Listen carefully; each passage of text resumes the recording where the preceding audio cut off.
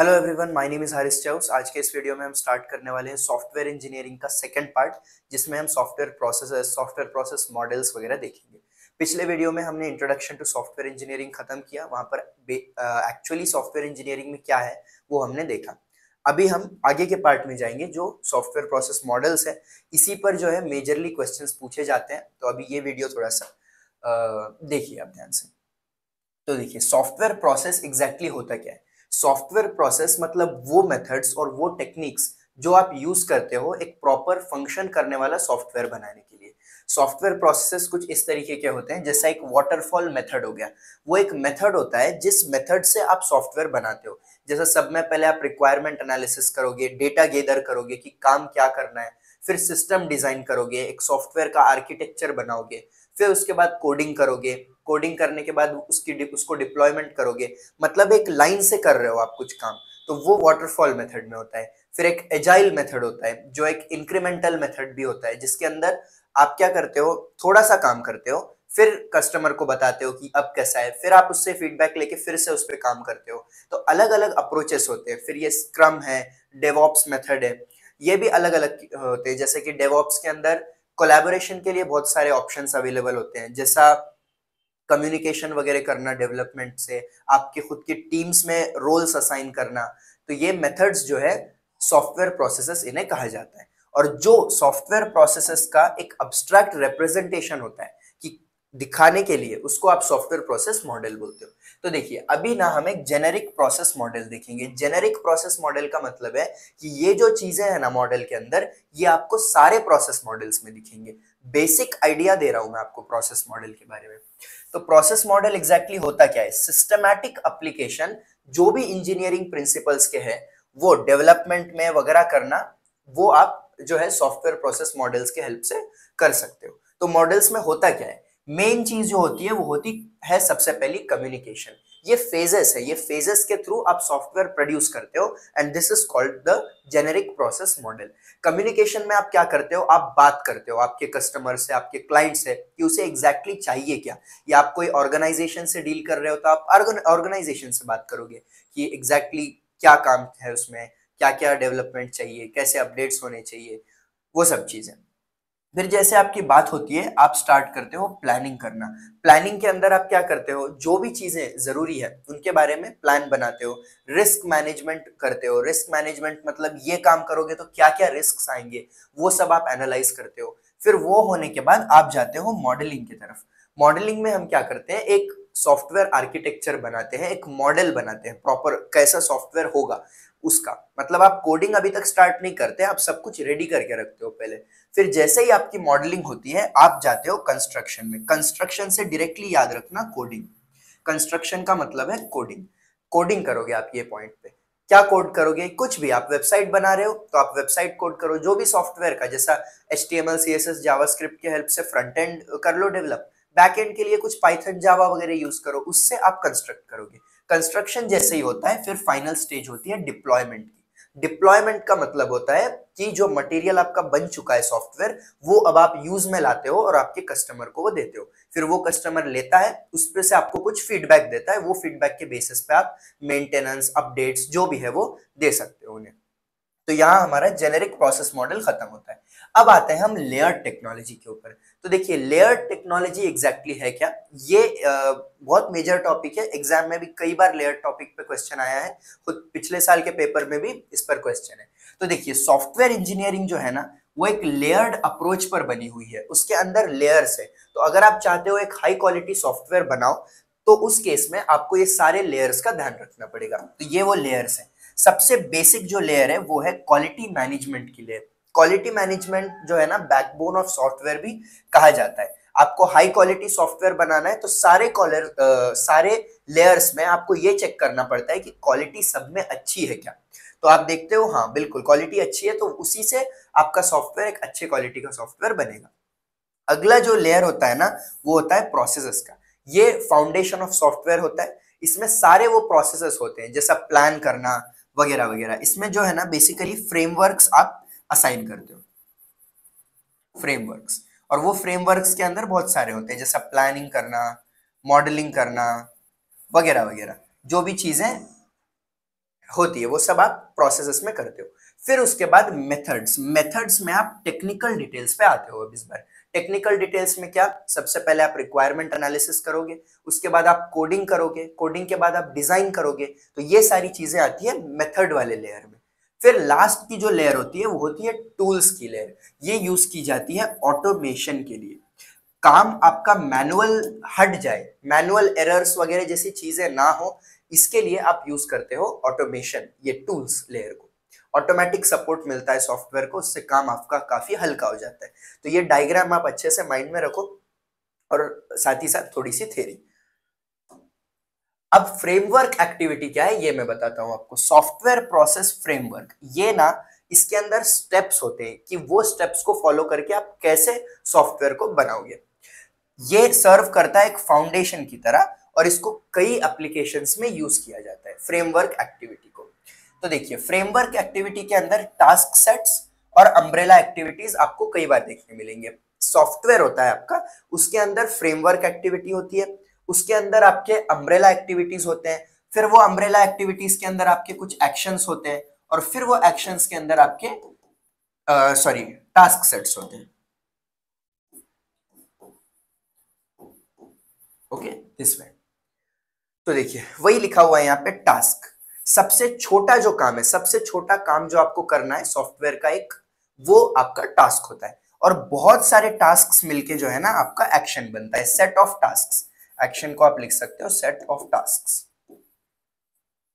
और ये एक्टिविटीज क्या होते हैं, बहुत सारे एक्शंस मिलके आपकी एक्टिविटीज बनती है, ऐसा आप समझ सकते हो सारी चीजों को। तो फ्रेमवर्क के अंदर ये बहुत मेजर इंपॉर्टेंट 3 चीजें थी।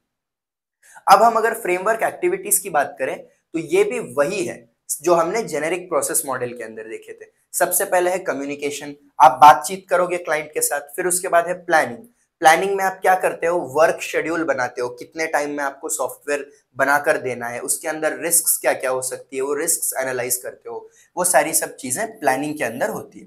फिर मॉडलिंग के अंदर एक सॉफ्टवेयर का आप आर्किटेक्चर बनाते हो, डिजाइन वगैरह बनाते हो। और कंस्ट्रक्शन में front end, back and, software की टेस्टिंग करना, कोड लिखना, वो सब काम यहाँ पे किया जाता है। और लास्ट में डिप्लॉयमेंट, डिप्लॉयमेंट मतलब कोड बनाकर दे देना। ठीक है, तो इस तरीके से फ्रेमवर्क की एक्टिविटीज होती है। ये आप डायग्राम बना सकते हो प्रोसेस फ्रेमवर्क एक्टिविटीज का, अगर क्वेश्चन पूछा गया तो। सबसे बाहर आपकी सॉफ्टवेयर प्रोसेस रहेगी, उसके अंदर फ्रेमवर्क्स रहेंगे, और वो फ्रेमवर्क्स में अम्ब्रेला एक्टिविटीज। ये देखिए, ये दोनों जो है ना, ये अम्ब्रेला एक्टिविटीज है। और एक्टिविटीज के अंदर आप देख सकते हो कि ये एक्शन है, ये जो एक्टिविटी, ये टास्क है। देखिए, ये टास्क है, और ये जो टास्क है, मतलब ये 1 2 3, ये तीनों मिलके क्या बने आपके, ये बन गया आपका एक्शन। और ये दोनों एक्शन मिलके आपका बनते हैं अम्ब्रेला एक्टिविटी। ओके, तो ये डायग्राम आप बना देना। टास्क सेट को कैसे आइडेंटिफाई करना है, देखिए, टास्क सेट पहली बात है क्या, वो आपको समझना चाहिए। वो क्या बताता है टास्क सेट, कि आपको काम क्या करना है, वो सॉफ्टवेयर का स्पेसिफिकली ऑब्जेक्टिव क्या है, वो काम आपको टास्क सेट बताता है। सबसे पहला उसमें होता है वर्क टास्क। वर्क टास्क में स्पेसिफिक जो भी इंजीनियरिंग की एक्टिविटीज है वो आपको पता चलती है। प्रोजेक्ट माइलस्टोन से आपको ये पता चलता है कि कितना काम आपने अभी तक किया है, कितना आपको करना बाकी है, माइलस्टोन्स वहां पे सेट किए जाते हैं, तो प्रोग्रेस ट्रैक करने के लिए। फिर क्वालिटी अश्योरेंस पॉइंट्स, यहां से आपको समझ में आता है कि क्वालिटी कैसी है आपके सॉफ्टवेयर की। अगर आपने डिसाइड किया कि ऐसा ऐसा होना चाहिए, तो वो इंश्योर आप कर सकते हो ये 3 चीजों से। ये 3 चीजें टास्क सेट्स आप उन्हें बोल सकते हो। फिर अब अम्ब्रेला एक्टिविटीज की अगर बात करें ना, तो देखिए, अम्ब्रेला एक्टिविटीज जो इंटायर डेवलपमेंट प्रोसेस है उसे सपोर्ट करते हैं। और ये 8 पॉइंट्स यहाँ पर दिए हुए, जैसा पहला है प्रोजेक्ट को ट्रैक करना और उसे कंट्रोल करना। फिर रिस्क मैनेज करना, जो भी प्रॉब्लम्स होंगे। देखिए, रिस्क सिर्फ कोडिंग के नहीं रह सकते, उसके अलावा भी बहुत रिस्क रहते हैं। जैसा मार्केटिंग में रिस्क हो सकती है, कुछ टीम में ही रिस्क हो सकती है, तो वो सारी चीजें आपको एनालाइज करने का काम है। फिर सॉफ्टवेयर क्वालिटी अश्योरेंस, जो अभी मैंने जस्ट बताया, क्वालिटी इंश्योर करना है आपको। फिर फॉर्मल टेक्निकल रिव्यूज लेते हो आप, टेक्निकल रिव्यूज से आपको पता चलता है कि एरर्स है क्या आपके सॉफ्टवेयर में, वो एरर्स आप फिक्स कर सकते हो। फिर कॉन्फ़िगरेशन मैनेजमेंट, क्या क्या सेटिंग्स चेंज करना है आपको। फिर वर्क प्रोडक्ट प्रिपरेशन, डॉक्यूमेंट्स बनाना, मॉडल्स बनाना, लॉग्स वगैरह बनाना, ये सब कुछ काम इसमें आप करोगे। फिर रीयूजेबिलिटी मैनेजमेंट, रीयूजेबिलिटी मैनेजमेंट का मतलब है कि जो जो चीजें आप रीयूज कर पाओगे ना आगे, वो सारी चीजें सब ऐसी बनाओ कि आगे जाके रीयूज कर पाओ आप। कोड्स में वगैरह। फिर मेजरमेंट, मेजरमेंट में मतलब रीयूज करने के लिए कितना क्या लगेगा वो सब आपको मेजर करना है, दिखते हुए रखना है। तो ये कुछ 8 पॉइंट्स आप माइंड में रख सकते हो। तो देखिए, अगर टास्क आपको आइडेंटिफाई करना है तो आप स्पेसिफिक एक्टिविटीज को डिफाइन करो, माइलस्टोन्स को, डिलीवरेबल्स को, जो भी आपको प्रोजेक्ट के ऑब्जेक्टिव्स को अचीव करने में हेल्प करेंगे, वो सारी चीजें आपको करना है। तो तब आपको पता चलेगा टास्क सेट आपके। देखिए, टास्क सेट्स आइडेंटिफाई करने के लिए पहले आप ऑब्जेक्टिव्स समझो आपके, फिर फ्रेमवर्क एक्टिविटीज सेलेक्ट करो। फ्रेमवर्क एक्टिविटीज देखिए हमने कौन से थे, कम्युनिकेट करना, मॉडल बनाना, डिप्लॉयमेंट करना, ये सारी चीजें। फिर टास्क्स और माइलस्टोन्स को डिफाइन करना।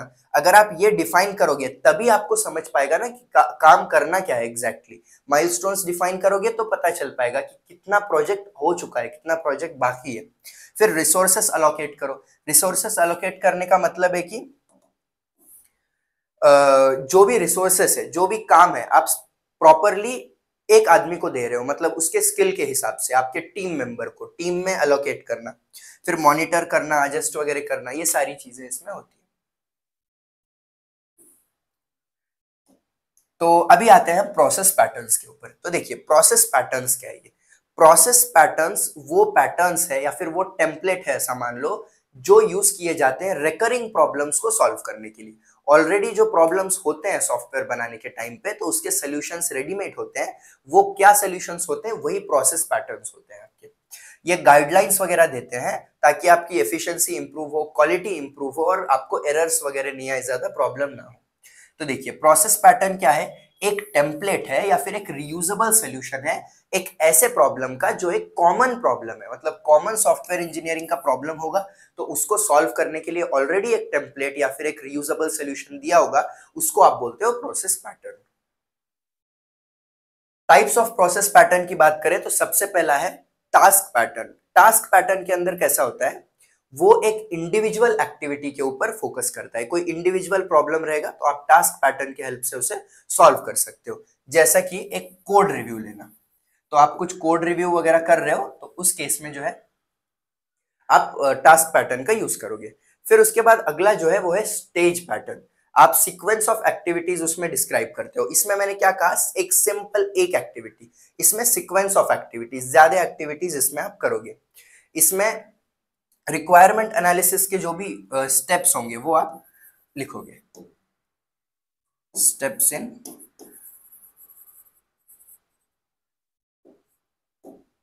Requirement analysis. फिर अब है अगला फेज पैटर्न्स। फेज पैटर्न्स का कैसा है? वो सारी सॉफ्टवेयर प्रोसेस कवर करते हैं। ये सिर्फ एक टास्क करता है, ये सीक्वेंस ऑफ एक्टिविटीज करता है, और ये सारा का सारा सॉफ्टवेयर ही आप कवर करने के लिए फेज पैटर्न्स का यूज करते हो। जैसा कि डेवलपमेंट साइकिल को करना, पूरा पूरा डेवलपमेंट साइकिल का इटरेशन जो भी है वो अगर आपको करना है, तो फिर वो केस में आप फेज पैटर्न यूज करोगे। तो सिंपल याद रखो, सिर्फ ये एक करने के लिए, ये सीक्वेंस ऑफ एक्टिविटीज करने के लिए, और ये कंप्लीट सॉफ्टवेयर के लिए। ठीक है, तो ये कुछ चीजें याद रखो टाइप्स ऑफ प्रोसेस पैटर्न्स में। बेनिफिट्स की बात करें तो रीयूजेबिलिटी कर पाओगे आप आसानी से, तो बार बार आपको काम नहीं करना पड़ता। कंसिस्टेंसी रहनी चाहिए, सब कुछ यूनिफॉर्मिटी रहनी चाहिए आपके प्रोजेक्ट्स में। फिर प्रॉब्लम सॉल्विंग काफी आसान हो जाता है when you use process patterns, और इम्प्रूवमेंट भी जो है वो आपकी यहाँ पे अच्छे से होती है। इंजीनियरिंग प्रोसेसेस वगैरह में आप इम्प्रूवमेंट अच्छे से कर पाओगे यहाँ पे। फिर अगला अगर देखें तो देखिए, एग्जाम्पल दिया हुआ है यहाँ पे प्रोसेस पैटर्न का। तो जो प्रोसेस पैटर्न है उसका नाम देखिए क्या है, उसका नाम है रिक्वायरमेंट्स एलिसिटेशन। तो रिक्वायरमेंट्स एलिसिटेशन नाम की एक प्रोसेस पैटर्न है। तो वो कहाँ यूज होगी? When stakeholders have unclear और कॉन्फ्लिक्टिंग रिक्वायरमेंट्स। तो मान लो आपके पास कोई स्टेक होल्डर्स है या फिर कोई कस्टमर्स है, वो उनमें ही कॉन्फ्लिक्ट हो रहा है कि एग्जैक्टली काम क्या करना है, सॉफ्टवेयर में क्या होना चाहिए, वो नहीं बता पा रहे हैं आपको। तो उस केस में सोल्यूशन क्या रहेगा आपका? स्ट्रक्चर टेक्निक्स का यूज करना, ताकि आप रिक्वायरमेंट्स को उनके क्लैरिफाई कर सको। तो आप क्लैरिफाई करोगे तब जाके एग्जैक्टली आपको समझ आएगा कि सॉफ्टवेयर में करना क्या है। तो प्रॉब्लम ये याद रखो आप, रिक्वायरमेंट्स एलिसिटेशन इसका नाम है, और अनक्लियर वगैरह रहा तो उस केस में we use this process pattern named requirements elicitation. And what's the solution? The solution is to use structured techniques अच्छे से सादे टेक्निक्स यूज करेंगे, प्रॉपरली एक्सप्लेन करेंगे, तब जाके आप सॉफ्टवेयर बना पाओगे। अब आते हैं हम प्रोसेस असेसमेंट एंड इम्प्रूवमेंट के ऊपर। तो देखिए, प्रोसेस असेसमेंट करना और उसे इम्प्रूव करना बहुत जरूरी होता है इफेक्टिवनेस के लिए आपके सॉफ्टवेयर के। आपको परफॉर्मेंस अच्छा चाहिए, अच्छी क्वालिटी चाहिए और इंक्रीज एफिशिएंसी चाहिए, तो जो प्रोसेस आपकी चल रही है आपको उसे इम्प्रूव करना है, असेस करना है, उसको आपको चेक करना है और उसे इम्प्रूव करना है। यहाँ पे जो है ना, मैं आपको एक इसका सादा सा डायग्राम बताता हूँ। तो देखिए, सबसे पहले हमारी प्रोसेस है, तो प्रोसेस को क्या करोगे आप, सबसे पहले उसे असेस करोगे।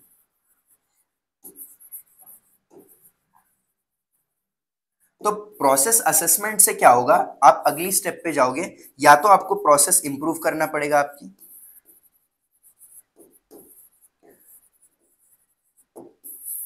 या तो आप प्रोसेस असेसमेंट के बाद कैपेबिलिटी डिटर्मिनेशन करोगे कि एक्चुअली आपकी जो प्रोसेस है वो क्या क्या करने के लिए केपेबल है, तो उसको बोलते हो आप कैपेबिलिटी डिटर्मिनेशन। अब कैपेबिलिटी डिटर्मिनेशन जब आप करोगे तो वो उससे आपको पता चलेगा कि एक्चुअल आपके प्रोसेस की क्या क्या कैपेबिलिटी है। और प्रोसेस इंप्रूवमेंट जब होगी तो वो इस प्रोसेस की मतलब आप चेंज करोगे कुछ, तो उसमें इंप्रूवमेंट करोगे। तो इससे क्या चेंजेस पता चलेंगे आपको, यहां लिख देता हूं मैं, identifies changes to, identifies changes to the process, process में क्या चेंजेस है वो प्रोसेस इंप्रूवमेंट से आपको समझेगा। और यहां से कैपेबिलिटी से आपको उसकी कैपेबिलिटी समझ में आएगी, आइडेंटिफाइज कैपेबिलिटी एंड रिस्क्स, क्या क्या रिस्क्स है वो भी आपको कैपेबिलिटी डिटर्मिनेशन के बाद पता चलेगा। और प्रोसेस असेसमेंट के बाद ही आप जो है यहां लिख सकते हो, यहां leads to process assessment leads to process improvement, it also leads to capability determination. And capability determination जब आप करते हो, it identifies capability and risks of the process. ठीक है, और ये जो है ना कैपेबिलिटी डिटर्मिनेशन, ये मोटिवेट करता है इसको। मतलब आप अगर कैपेबिलिटी डिटर्मिनेशन करोगे तब आप प्रोसेस इंप्रूवमेंट जो है अच्छे से कर पाओगे। ओके, तो अभी हम नेक्स्ट देखते हैं, वन बाय वन देखेंगे। देखिए, प्रोसेस असेसमेंट क्या है। प्रोसेस असेसमेंट से आपको आपके स्ट्रेंथ्स और वीकनेसेस पता चलते हैं करंट प्रोसेस के, और फिर स्टैंडर्ड्स मीट हो रहे हैं क्या वो भी आप चेक करते हो। अप्रोचेस क्या होते हैं इसके, देखिए, स्टैंडर्ड बेस्ड असेसमेंट होता है। स्टैंडर्ड बेस्ड असेसमेंट मतलब ऑलरेडी कुछ मॉडल्स होते हैं जो जिनके हेल्प से आपको पता चलेगा कि आपके स्ट्रेंथ्स वीकनेस क्या है अभी के प्रोसेस के। तो स्टैंडर्ड बेस्ड असेसमेंट्स होते हैं कुछ, जैसा CMMI होता है, कैपेबिलिटी मैच्योरिटी मॉडल इंटीग्रेशन, और फिर उसके बाद एक 6 सिग्मा होता है, फिर ISO ICE 33,000 रहता है, और साथ ही साथ उसके फिर और भी होते हैं SPICE वगैरह। तो ये सारे जो है ना, ये स्टैंडर्ड बेस्ड असेसमेंट के मॉडल्स होते हैं, वो आगे मैं फिर से बताऊंगा ही। तो ये सारे जो है इनके हेल्प से आप असेसमेंट कर सकते हो, या अगर आप चाहते हो ये नहीं यूज करना है आपको और आपको टेलर्ड असेसमेंट करना है। टेलर्ड असेसमेंट मतलब जिन भी ऑर्गेनाइजेशन के लिए आप काम कर रहे हो, जो भी क्लाइंट के लिए, उनका स्पेसिफिक कोई अगर आपको बनाना है खुद असेसमेंट का रूल, और वो रूल फॉलो करना है, तो आप वैसा भी कर सकते हो। और प्रोसेस इंप्रूवमेंट की बात करें तो वो क्या करता है, मॉडिफाई कर देता है प्रोसेस को, ताकि डेफिशिएंसीज वगैरह एड्रेस हो गोल्स अचीव करने के लिए। तो वो प्रॉब्लम्स आप हटा के जो काम चाहिए वो काम आपका करवाते हो by improving the process. Steps देखो, इंप्रूवमेंट के ऑब्जेक्टिव सेट करो, करंट प्रोसेसेस जो भी है उन्हें अच्छे से एनालाइज करो, और डिजाइन करके इन्हें इंप्लीमेंट करो। देखो, आप क्या करोगे, इंप्रूवमेंट क्या करना है आपको सब में पहले पता रहना चाहिए, और करंट प्रोसेस को भी एनालाइज करने की जरूरत है, तभी आपको पता चलेगा ना अभी क्या प्रॉब्लम है और कैसे रिजॉल्व किया जाएगा, अभी क्या कम है, क्या इंप्रूव किया जाएगा। और पता जैसे ही चलेगा तो आप डिजाइन करके उसे इंप्लीमेंट करोगे, और फिर मॉनिटर करो परफॉर्मेंस। क्यों करेंगे परफॉर्मेंस मॉनिटर, तब जाके समझ आएगा कि आपने इंप्रूव करने के बाद कितना परफॉर्मेंस बढ़ चुका है आपका। बेनिफिट्स देखिए, सॉफ्टवेयर की क्वालिटी बेटर होती है बिल्कुल, और कॉस्ट और टाइम आपका काफी सेव हो जाता है जब आप इंप्रूव करते हो किसी भी चीज को। एफिशिएंसी बढ़ती है सॉफ्टवेयर की, और कस्टमर भी आपका सेटिस्फाई हो जाता है जो भी आप उसको हेल्प करते हो उस बारे में। ये देखिए, कुछ प्री डिफाइंड मॉडल्स यहाँ पर दिए हुए हैं सबसे पहला जो है वो CMMI है, कैपेबिलिटी मैच्योरिटी मॉडल इंटीग्रेशन। तो इसमें जो है ना मैच्योरिटी जो है आपका प्रोसेस को असेस कैसा करते हैं, 5 लेवल्स पे से किया जाता है। तो वो 5 लेवल्स कौन से होते हैं मैं आपको दिखाता हूँ। वो होता है एक इनिशियल, मैनेज्ड और the next is defined. Yes, defined एक होता है, एक होता है क्वांटिटेटिवली मैनेज्ड, और फिफ्थ वाला जो है वो होता है ऑप्टिमाइज्ड। तो इससे आपको समझ आता है कि आपकी प्रोसेस किस स्टेज पर है। अभी आपकी इनिशियल स्टेज पर है, फिर आप बेटर करके मैनेज करोगे, डिफाइन करोगे, किस लेवल पे है आप इस असेसमेंट के मॉडल से समझ पाते हो। फिर एक ISO IEC 33000 भी होता है, ये भी असेसमेंट के लिए यूज किया जाता है। ये इंटरनेशनल ऑर्गेनाइजेशन फॉर स्टैंडर्डाइजेशन है और ये इंटरनेशनल इलेक्ट्रोटेक्निकल कमीशन है। तो इन्होंने कुछ मॉडल्स बना के रखे हैं जिनके हेल्प से आप असेस कर पाओगे। फिर 6 सिग्मा रूल है।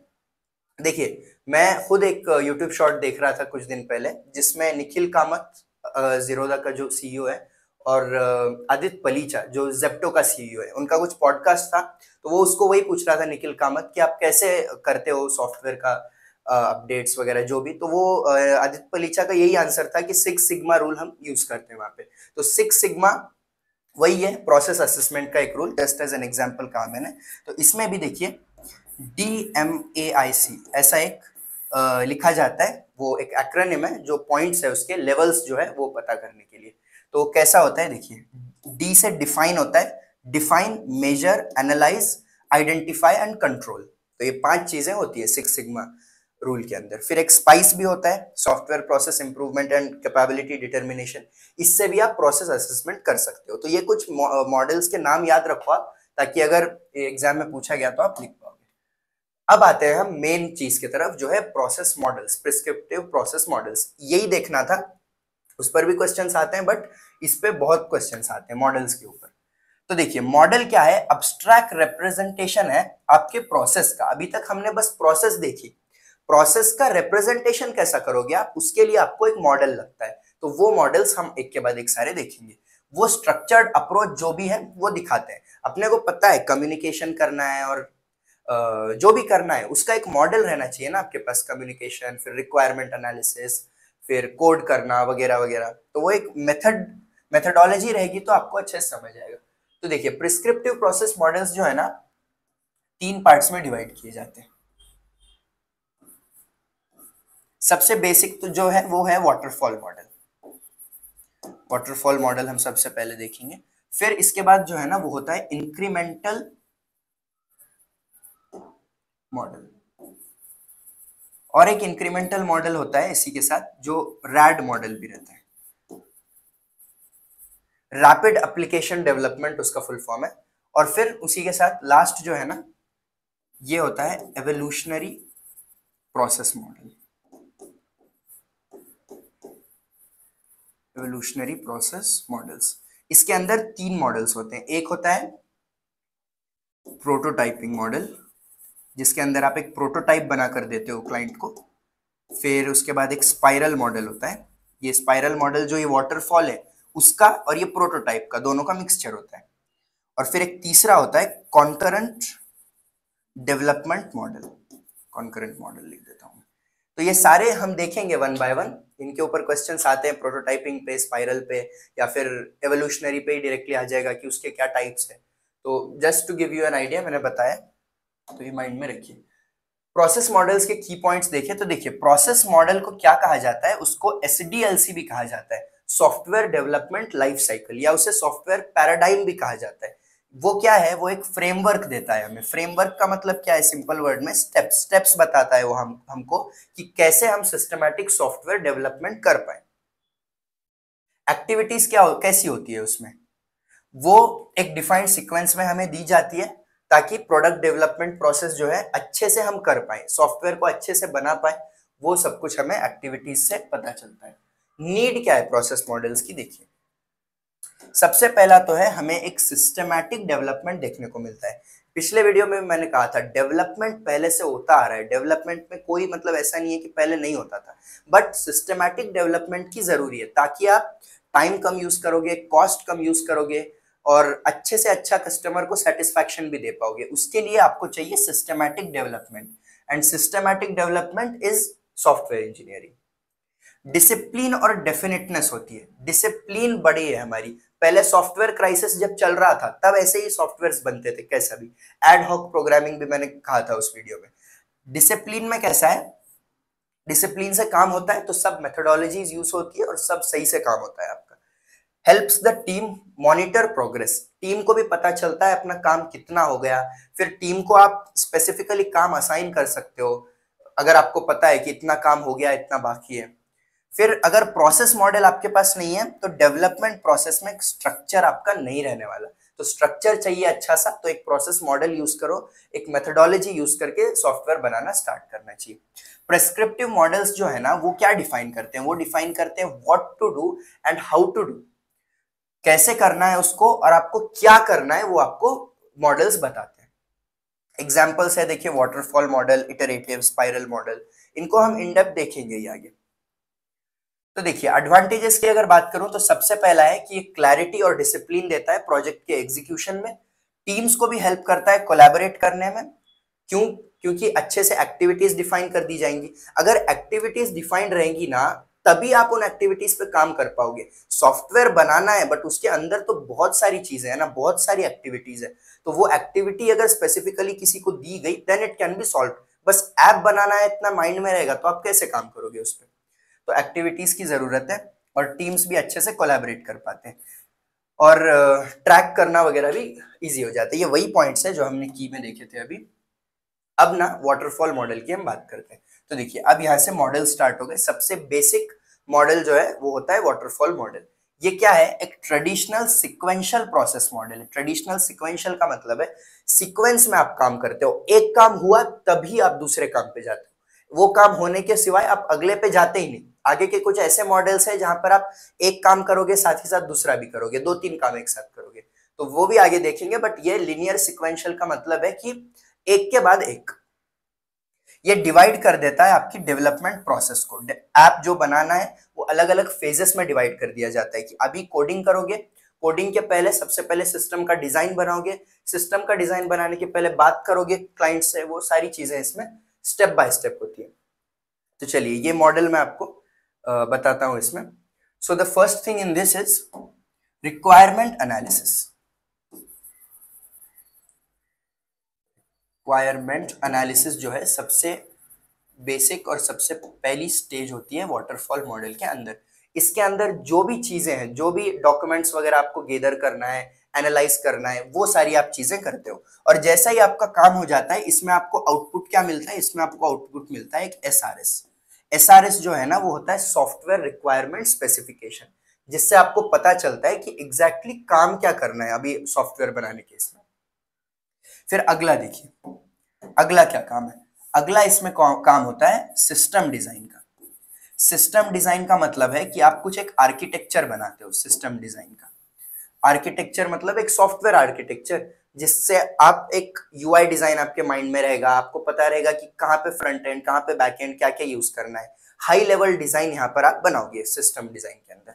फिर इसके बाद ही आप जाते हो अगली स्टेज पे विच इज इम्प्लीमेंटेशन। इम्प्लीमेंटेशन सबसे इंपॉर्टेंट स्टेज होती है। और इम्प्लीमेंटेशन क्या है?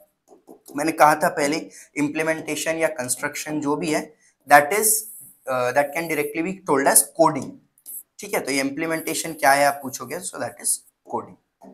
तो यहाँ पे कोड करोगे, स्पेसिफिक लैंग्वेज यूज करके कोड कर दोगे सॉफ्टवेयर को और वहां पे आपका काम हो जाएगा। फिर जैसे ही आपकी कोडिंग होती है आप नेक्स्ट काम पे जाते हो जो है आपका टेस्टिंग का काम। इसमें आप सॉफ्टवेयर की टेस्टिंग करते हो। सॉफ्टवेयर टेस्टिंग अलग अलग तरीकों से की जाती है। फिर टेस्टिंग से आपको डिफेक्ट्स वगैरह जो भी मिलेंगे यहाँ पे रिजॉल्व हो जाएंगे। पहले पता करो काम क्या करना है, डेटा गैदर करो, सिस्टम डिजाइन करो, फिर इंप्लीमेंट करके कोड करो, टेस्ट करो उसको। टेस्ट क्या करेंगे? फिक्स करेंगे डिफेक्ट्स वगैरह। और फिर इसके बाद आप जाओगे अगले काम पे विच इज डिप्लॉयमेंट। ओके, तो डिप्लॉयमेंट में क्या होता है? डिप्लॉयमेंट में आप कोड जो है आपका, प्रोग्राम जो है, सॉफ्टवेयर जो है वो यूजर को दे देते हो। बन चुका है आपका सॉफ्टवेयर, अब इसमें जो भी डिफेक्ट्स होंगे जो आपको चाहिए इसमें वो बताओ। तो वो डिप्लॉयमेंट के बाद उसे सॉफ्टवेयर मिलता है सॉफ्टवेयर आपका डिप्लॉय हो चुका है फिर वो चेक करेगा और जो भी चीजें हैं वो आपको बताएगा, और फिर बाद में अगली स्टेज पे आप जाओगे, जो अगली स्टेज होती है मेंटेनेंस वाली। मेंटेनेंस की स्टेज, मेंटेनेंस मतलब अब जो भी अपडेट्स वगैरह रहेंगे वो सब कुछ आप लास्ट में करोगे। एक्चुअली ये वहां रहना चाहिए बट मैंने जगह सही से यूटिलाइज नहीं की। ओके, सो इसको यहाँ बना दो थोड़ा सा, वो थोड़ा वाटरफॉल जैसा दिखना चाहिए इसलिए कि पानी गिर रहा है, नाम वाटरफॉल मॉडल ना उसका। तो इस तरीके से जो है बताओगे आप, एनालिसिस, सिस्टम डिजाइन, कोडिंग करोगे, टेस्टिंग करोगे, सॉफ्टवेयर टेस्टिंग, फिर डिप्लॉयमेंट करोगे, ऐप बना के रेडी करके दोगे, और लास्ट में मेंटेनेंस कर दोगे। इस तरीके से आपका काम यहाँ पर खत्म हो जाता है। की फीचर्स क्या है कि लीनियर और सिक्वेंशियल है, एक के बाद एक चीजें होती है। देखिए आप इम्प्लीमेंटेशन की स्टेज पे आ गए और सिस्टम डिजाइन का कुछ काम निकला तो यहां से यहां नहीं जा सकते आप, तो ये पूरा काम होने के बाद ही आपको यहाँ पे जाना है। ये पूरा काम नहीं हुआ तो आगे की कोई स्टेज में आप जा ही नहीं सकते। तो वही है लीनियर एंड सिक्वेंशियल। ये डॉक्यूमेंटेशन ड्रिवन है, जैसा ही आपका एक स्टेज कंप्लीट होती है आप डॉक्यूमेंट करके रखते हो, सब ये हो गया लिख के रखते हो, आप डॉक्यूमेंट बनाते हो, डॉक्यूमेंटेशन करते हो। ओवरलैप नाम की यहाँ पे चीज कोई नहीं रहती। ओवरलैप नहीं रहती मतलब दोनों काम एक साथ नहीं करते आप। बाद में जब हम एवोल्यूशनरी प्रोसेस मॉडल देखेंगे उसमें दो दो काम एक साथ करोगे आप, इम्प्लीमेंटेशन भी और साथ ही साथ कोई दूसरा सिस्टम डिजाइन का भी काम कर रहे हो। तो ये इसमें नहीं होता, इसमें एक काम हुआ तो ही आप दूसरे पे जाते हो। अभी एडवांटेजेस की बात करते हैं। तो पहला तो है simple and easy to understand है, ये सबसे बेसिक मॉडल है तो इजीली समझ जाओगे आप। फिर दूसरा जो है ना, ये स्मॉल प्रोजेक्ट्स के लिए काम करता है जिनकी अच्छे से रिक्वायरमेंट्स हमें बता दी गई है। रिक्वायरमेंट्स अगर आपको बता दी गई है और प्रोजेक्ट छोटा सा है तब आप वाटरफॉल मॉडल का यूज करोगे। स्ट्रक्चर क्लियर है और माइलस्टोन्स भी पता है। माइलस्टोन्स क्या है, वो हर फेज को मैं माइलस्टोन बोल रहा हूं। मेरा जब सिस्टम डिजाइन हो गया तो मुझे पता है मेरा एक काम हो चुका है, now I can move on to the next one. मेरे को पुराना सोचने की जरूरत ही नहीं है। फेजेस सिस्टमैटिकली कंप्लीट होते हैं तो थरोनेस भी हमारे माइंड में रहती है। अब अगर डिसएडवांटेजेस की बात करें ना तो देखिए सिक्वेंशियल फ्लो फॉलो करने में डिफिकल्टी आती है, बिल्कुल आती है, क्योंकि जब आप काम कर रहे हो तो एक सीक्वेंस से जाना पॉसिबल नहीं है। कई बार ऐसा होगा कि पीछे का कुछ काम रह जाएगा, तो वो केस में आप क्या करोगे, तो पीछे जाना ही पड़ेगा आपको। तो सिक्वेंशियल फ्लो फॉलो करना काफी डिफिकल्ट हो जाता है। लेकिन अब प्रोजेक्ट्स अगर आप छोटे से ले रहे हो और पीछे जाने का काम पड़ ही नहीं रहा, आपको पहले से ही सब कुछ पता है, तो आप अच्छे से कर सकते हो।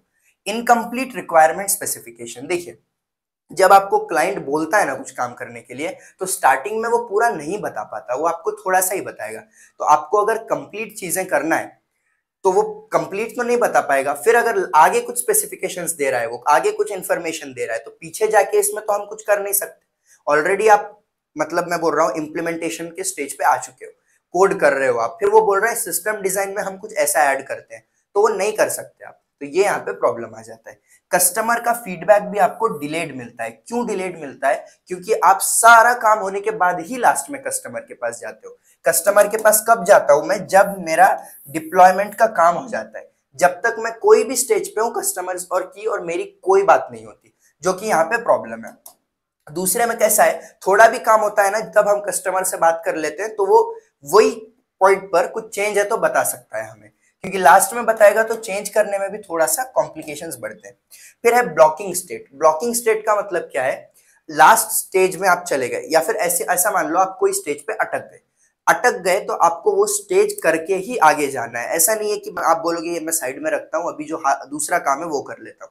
आपको वो पहले निपटाना है तभी आप आगे जा पाओगे, तो उसमें भी आप हफ्तों महीने वेस्ट कर देंगे, ब्लॉक हो जाओगे आप वहां पे। तो ये डिसएडवांटेजेस थे कुछ वाटरफॉल मॉडल के। एग्जाम्पल देखो, एग्जाम्पल है एक ऑनलाइन होटल बुकिंग सिस्टम मुझे डेवलप करना है, तो मैं कैसे करूंगा। सबसे पहला मेरा काम रहेगा रिक्वायरमेंट एनालिसिस, सबसे पहली स्टेप।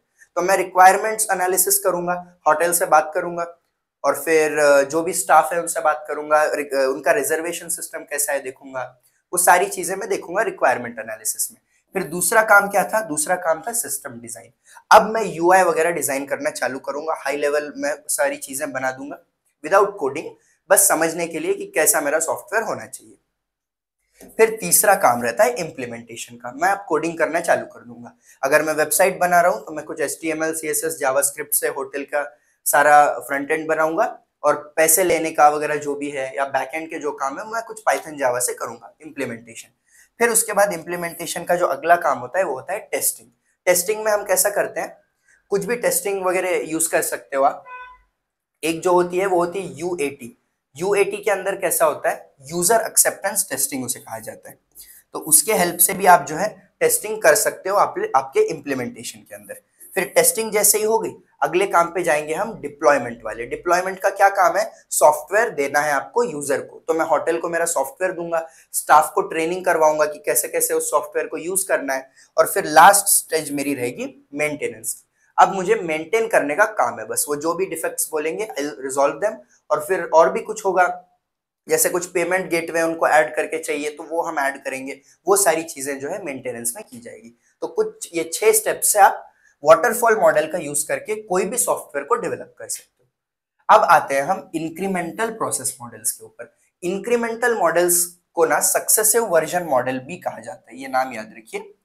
ये एक सॉफ्टवेयर डेवलपमेंट प्रोसेस है जहां पे आप डिवाइड करते हो। यहाँ पे ना डिवाइड एंड कॉन्कर वाला कॉन्सेप्ट याद करो। पहले हम क्या कर रहे हैं, देखिए मैंने होटल का एग्जांपल दिया आपको, तो मैं क्या कर रहा हूँ, पूरा का पूरा काम मैं एक ही साथ कर रहा हूँ, सॉफ्टवेयर पूरा बना रहा हूं मैं। यहाँ पे वैसा नहीं है, यहाँ पे आप छोटे छोटे चीजों को डिवाइड कर देते हो और उतने पार्ट को आप सॉफ्टवेयर बनाते हो। तो डिवाइड एंड कॉन्कर जैसे ही आप इसे समझ सकते हो। एग्जाम्पल दूंगा तो अच्छे से समझेगा। तो वही है, देखिए हर मॉड्यूल, देखिए सॉफ्टवेयर को मॉड्यूल्स में डिवाइड करो, उतने मॉड्यूल के ऊपर सारे ये जो भी चीजें हैं ना, डिजाइन, इंप्लीमेंटेशन, टेस्टिंग, वो उस पर लगाओ। तो न्यू फंक्शनैलिटी ऐड की जाएगी। मतलब मेरा ये जो पूरा सॉफ्टवेयर है, तो मैं इसको पार्ट्स में डिवाइड कर रहा हूं, और मैं इतने के ही ऊपर वो जो 6 मेरे रूल्स थे ना, इंप्लीमेंटेशन, टेस्टिंग वगैरह, वो लगा रहा हूं। फिर उसके ऊपर अलग से, इसके ऊपर अलग से, ऐसा ऐसे टाइप में आप समझ लो। ओके, अभी एग्जांपल देता हूं मैं आपको। देखिए मान लो कि मुझे एक वर्ड प्रोसेसर डिलीवर करना है एक क्लाइंट को, जो ना बहुत अर्जेंट मांग रहा है मुझे। जो टाइम है दिया हुआ डिलीवर करने का वो बहुत कम है, इम्पॉसिबल डिलीवरी टाइम है। अब मुझे उसको कुछ देना है, तो कुछ देना है मुझे, तो पूरा सॉफ्टवेयर तो मैं बना ही नहीं पाऊंगा। तो उस केस में आप क्या करते हो, इंक्रीमेंटल प्रोसेस मॉडल का यूज करते हो। इसमें कैसा है, आप एक छोटा सा सॉफ्टवेयर बनाओगे। मुझे वर्ड प्रोसेसर बनाना है, MS वर्ड जैसा। तो मैं स्टार्टिंग में ना जो मेजर मेजर चीजें हैं उसमें की वो डाल दूंगा। जैसे सेव करना हो गया फाइल को, ओपन कर रहे हो, उसमें कुछ राइट कर रहे हो, रीड कर रहे हो, टेक्स्ट वगैरह लिखने आ रहा है उसमें, तो बेसिक बेसिक सी चीजें मैं उसमें डाल दूंगा। तो मेरा एक काम हो गया। फिर मैं क्लाइंट को डायरेक्टली वो दे दूंगा, क्लाइंट देखेगा, और मैं क्लाइंट को बोलूंगा कि ये इसमें थोड़ी बहुत चीजें हैं, आप देख लो। अगर इसके अंदर आपको कुछ एक्स्ट्रा चाहिए, मतलब वो पार्ट में बस वर्ड वाले, ऐसा नहीं कि वो बोलेगा इसमें तो और कोई फीचर्स ही नहीं है, फीचर्स आगे डालने ही वाले हैं, बस ऑलरेडी जितना दिया है उसमें और कुछ चाहिए क्या, फिर वो कुछ बोलेगा। फिर सेकेंड टाइम जो पहले हमको बोला हुआ है ना, उतना तो हम चेंज करेंगे ही, और साथ ही साथ जो अगला काम है, अगला काम जैसा मैं चाहता हूँ टेक्स्ट मेरा कलर में आए, फिर टेक्स्ट को मैं हाईलाइट कर पाऊं, अलग अलग कलर्स यूज कर सकूं, अलग अलग स्टाइल्स यूज करूं डिजाइन के, वो सारी चीजें मैं इसमें ऐड करूंगा with having changed what was told to me in the first part. जब मैंने फर्स्ट दिया था मेरे क्लाइंट को, और मेरे क्लाइंट ने जो सजेशंस दिए थे वो भी मैंने कर दिया है अब, और नए पार्ट्स भी इसमें ऐड किए हैं। फिर मैं फिर से क्लाइंट को दूंगा। देखिए क्लाइंट की और मेरी बात इसमें बार बार हो रही है। वाटरफॉल मॉडल में क्लाइंट की बात लास्ट में ही होती है, तो जो सजेशंस है वो आपको बहुत ज्यादा भी मिल सकते हैं। यहाँ पे सजेशंस इजीली रिजॉल्व हो रहे हैं, रिस्क मैनेजमेंट यहाँ पर बहुत कम हो रहा है, और बग्स वगैरह के भी चांसेस यहाँ पे बहुत कम होते हैं इंक्रीमेंटल मॉडल में, क्योंकि मैं वहां का वहां सॉल्व कर रहा हूं। तो यहाँ कर दिया, कलर वगैरह का ऐड किया, फिर वो बोलेगा हाँ ठीक है इतना इतना चेंज करो। लास्ट स्टेज में मैं फिर चेंज करूंगा, चेंज करने के बाद और पार्ट्स कुछ ऐड करूंगा, जैसा हो गया और क्या होता है, ग्रामर चेकिंग के मैंने कुछ उसमें डाल दिया कि जो भी टेक्स्ट लिखा जाएगा उसका ग्रामर चेक होगा, उसकी स्पेलिंग चेक होगी, तो ये सारी चीजें होगी उसमें। फिर मैं वापस मेरे क्लाइंट को दूंगा ये जो भी मैंने लास्ट में बनाया हुआ है, वो क्लाइंट चेक करेगा, बोलेगा जो भी इश्यूज है, फिर हम उसको रिजॉल्व कर देंगे। तो देखिए छोटा छोटा पार्ट करने को आप बोलते हो इंक्रीमेंटल प्रोसेस मॉडल। ये उसमें अप्रोच फॉलो होता है। कैसा, रिक्वायरमेंट एनालिसिस, पहला वही है रिक्वायरमेंट एनालिसिस। फिर बिल्ड वन। बिल्ड वन क्यों लिखा है यहाँ पे, क्योंकि मैं छोटा सा ही पार्ट बिल्ड कर रहा हूं ना, उसमें ना क्या है डायरेक्टली है सब कुछ। वाटरफॉल मॉडल में एक ही बार में आपको सब करना है, इसमें थोड़ा थोड़ा आप करते हो। पहला बिल्ड, दूसरा बिल्ड, फिर ये nth बिल्ड है, कितने भी बार आप कर सकते हो। डिजाइन और डेवलपमेंट करोगे। डिजाइन में मैंने कहा था कि आप नॉर्मल सा डिजाइन बनाते हो एक हाई लेवल टाइप, कि वो अच्छा सा लगे ताकि आप आगे कोड कर पाओ। फिर उसमें टेस्टिंग करते हो आप। इसमें टेस्टिंग एक्चुअली पहले इसलिए लिखा गया है क्योंकि पहले का जो काम है, मतलब पहले जो यूजर ने, क्लाइंट ने मुझे बोला होगा कि आपने अभी जो दिया उसमें ये चेंज करो, तो उतना तो मुझे टेस्ट करके चेंज करना पड़ेगा ना। तो टेस्टिंग यहाँ पे होती है, फिर इम्प्लीमेंटेशन किया जाता है। वही आप ऐसा डायग्राम बना सकते हो, 3 अलग अलग बार बना देना। Okay, so I hope incremental model भी समझा होगा। व्हेन टू यूज इट, जब आपके रिक्वायरमेंट्स सुपीरियर होते हैं। सुपीरियर रिक्वायरमेंट्स मतलब इजी टू अंडरस्टैंड रिक्वायरमेंट्स है, मतलब इजीली आप समझ पा रहे हो, वेल डिफाइंड है। फिर है लेंथी डेवलपमेंट शेड्यूल, डेवलपमेंट बहुत ही लंबा चौड़ा है, तो एक साथ पूरा करना वैसा भी पॉसिबल नहीं है। वाटरफॉल मॉडल में इसलिए हमने बोला था कि स्मॉल प्रोजेक्ट्स में वाटरफॉल मॉडल यूज करो, लॉन्ग प्रोजेक्ट्स की बात आती है तो इंक्रीमेंटल मॉडल ही आपको यूज करना पड़ता है। और जब आपके टीम्स को कुछ आता जाता नहीं, टीम के लोगों को कुछ नहीं आता, मतलब कुछ नहीं आता नहीं, अनस्किल्ड अगर है वो, थोड़ा बहुत आता होगा, तो फिर जो उन्हें आती है स्पेसिफिक चीज, उतना काम आप उन्हें दे सकते हो। क्यों? क्योंकि ये इंक्रीमेंटल मॉडल है, छोटा छोटा काम किया जा सकता है ना, तो छोटा काम उनको दो, छोटा काम किसी और को दो, वो उसमें पॉसिबल है।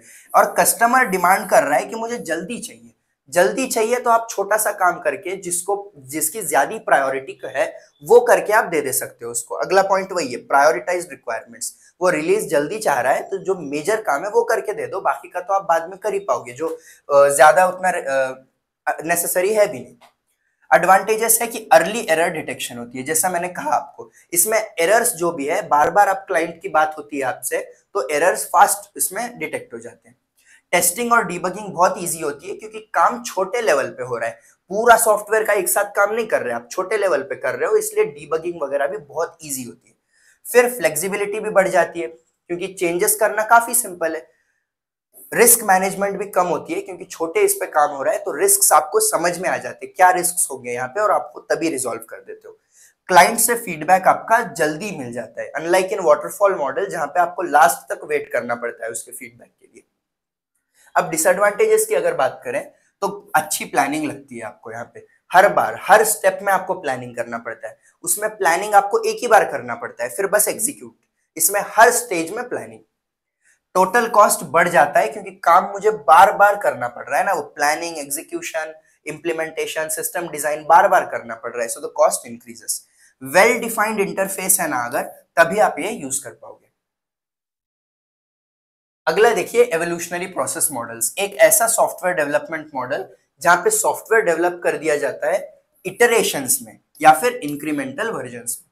अभी जो हमने देखा ना, उसमें इंक्रीमेंटल मॉडल था, उसमें आप क्या कर रहे थे, थोड़ा काम कर रहे थे एक बड़े काम का। इसमें आप कैसा करते हो, पूरा ही काम करते हो लेकिन इटरेशंस में करते हो। ये एवोल्यूशनरी प्रोसेस मॉडल है। फाइनल प्रोडक्ट एक साथ आप नहीं देते, बल्कि आप कस्टमर को उसके पार्शियल वर्जन देते जाते हो। देखिए, पिछला जो था ना, मैंने वर्ड प्रोसेसर का एग्जांपल दिया just to show you the difference. मैं बार बार बोल रहा हूं क्योंकि कई लोगों को एवोल्यूशनरी में और इंक्रीमेंटल में फर्क नहीं समझ आता। तो फर्क यही है कि वहां पे ना, ये जो बड़ा सॉफ्टवेयर था इसको मैं पार्ट्स में डिवाइड कर रहा था और उतने स्पेसिफिक पार्ट को बना रहा था। लेकिन यहाँ पे कैसा करते हो आप, ये जो पूरा पार्ट है ना, इसी को ही बनाते हो वाटरफॉल मॉडल जैसा, लेकिन पार्शियली करते हो काम, इस पे पूरा नहीं करते। पूरे सॉफ्टवेयर का ही आधा अधूरा काम करके देते हो आप, तो क्लाइंट उस पर आपको बोलता है कि ऐसा ऐसा करना है, फिर वापस आप काम करते हो उस पर, फिर क्लाइंट से बात करते हो, फिर वापस काम करते हो, इसलिए इसको इटरेशन बोला जाता है। Feedback is incorporated in every iteration gradually, जिससे आप रिफाइन कर सकते हो। कब तक? जब तक आपका कंप्लीट वर्जन नहीं बनता, तब तक आप रिफाइन करो, अच्छा बनाने की कोशिश करो। फीचर्स देखो, इटरेटिव डेवलपमेंट है। इटरेटिव मतलब बार बार आप उसको डेवलप करते हो, कस्टमर का फीडबैक आपको इंस्टेंटली मिलता है। इंक्रीमेंटल डिलीवरीज होती है, थोड़ी थोड़ी डिलीवरीज आप करते जाते हो। फ्लेक्सिबिलिटी है क्योंकि चेंजेस इजीली किए जाएंगे। अभी एवोल्यूशनरी मॉडल्स के कुछ टाइप्स है, वो हम देखेंगे। 3 टाइप्स है उसके, विल सी ऑल दोस 3। सबसे पहला है प्रोटोटाइपिंग मॉडल। प्रोटोटाइपिंग मॉडल क्या है? प्रोटोटाइप बनाना। प्रोटोटाइप क्या है? सॉफ्टवेयर बना देना एक बेसिक सा, उसमें ज्यादा कुछ चीजें नहीं रखते आप, सादा सादा सा रखते हो। जो मेजर है, मतलब back and is more important, बाकी का तो आप डिजाइन वगैरह बना सकते हो। तो मेजर जो चीज है, क्या इनपुट देना है और क्या आउटपुट आएगा, उसका प्रोटोटाइप बनाते हो आप, पूरा सॉफ्टवेयर नहीं बनाते और वो क्लाइंट को दे देते हो। तो यही है प्रोटोटाइपिंग मॉडल। इसमें कंटिन्यूअस रिफाइनमेंट की जरूरत होती है, जब तक क्लाइंट की जरूरतें पूरी नहीं हो जाती, तब तक आप उसको करते जाते हो। ये आपका एक प्रोटोटाइपिंग मॉडल है। स्टार्ट कहां से होता है? कम्युनिकेशन से। मॉडल्स के अंदर चीजें सब वही है, लेकिन नाम के हिसाब से थोड़ा सा काम में उनके डिफरेंस है। कम्युनिकेशन से स्टार्ट करोगे, बातचीत होगी, काम क्या करना है, then you will move on to quick design. सादा सा डिजाइन बना दोगे कि काम उसमें क्या है, मतलब प्लानिंग कर रहे हो जैसा। फिर आप करोगे उसकी मॉडलिंग, उसका यूआई वगैरह डिजाइन करोगे आप, कि कैसा दिखेगा वो software, and then you will move on to construction. और कंस्ट्रक्शन में जो है एक्चुअल हम कोडिंग करेंगे। क्या कोड करोगे आप? जो भी सॉफ्टवेयर में करना है आपको। Then you will go to deployment. और डिप्लॉयमेंट में क्या होता है, आप सॉफ्टवेयर आपके यूजर को देते हो, वो चेक करता है, आपको कुछ फीडबैक देता है, और फिर वो फीडबैक देते हो, कम्युनिकेशन होता है, and you go back to the same thing. तो ये चीज चलती रहती है बार बार। कब तक? जब तक ये ओके नहीं बोल देता आपका क्लाइंट। क्लाइंट बोलता अब अच्छा हो गया, तो आपको वापस ये स्टेप्स फॉलो करने की कुछ जरूरत नहीं है। ठीक है, सो आई होप प्रोटोटाइपिंग मॉडल समझा होगा। अब एडवांटेजेस डिसएडवांटेजेस देख लेते हैं। फास्ट डेवलपमेंट है इसका। फास्ट डेवलपमेंट क्यों है? क्योंकि वो एक प्रोटोटाइप है, वो पूरा सॉफ्टवेयर नहीं है, बहुत सारी चीजें उसमें नहीं रहने वाली है, मेजर चीजें रहेंगी बस। इजी एरर डिटेक्शन, क्यों? क्योंकि उसमें ज्यादा फीचर्स अभी अवेलेबल नहीं है, डिटेक्शन आसानी से कर दिया जा सकता है। और फिर कॉम्प्लेक्स फंक्शनैलिटीज भी आप क्लैरिफाई कर सकते हो प्रोटोटाइप के अंदर। डिसएडवांटेजेस की बात करें तो बार बार क्लाइंट से बात करना पड़ता है आपको, थोड़ा काम हुआ कि क्लाइंट से बात करो। इससे लॉन्गर डेवलपमेंट टाइम बढ़ सकता है। क्लाइंट से बार बार आपको बात करना पड़ रहा है, बार बार चेंज करना पड़ रहा है, तो टाइम बिल्कुल बढ़ेगा आपका। प्रोटोटाइप रिजेक्ट भी कर दिया जाएगा कि यार ये क्या बना दिया, मतलब ये कितना गंदा सा सॉफ्टवेयर लग रहा है एट द फर्स्ट थिंग। फिर उसके बाद आपको फिर से जब तक आप उसको अच्छा नहीं बनाते, वो उतने बार आपको चेंज करता जाना पड़ेगा इटरेटिवली। अब आते हैं स्पाइरल मॉडल पे। तो स्पाइरल मॉडल क्या करता है? देखिए, वाटरफॉल मॉडल और प्रोटोटाइपिंग मॉडल, ये दोनों को आप कंबाइन करके बनाते हो स्पाइरल मॉडल। तो अभी देखते हैं स्पाइरल मॉडल के बारे में।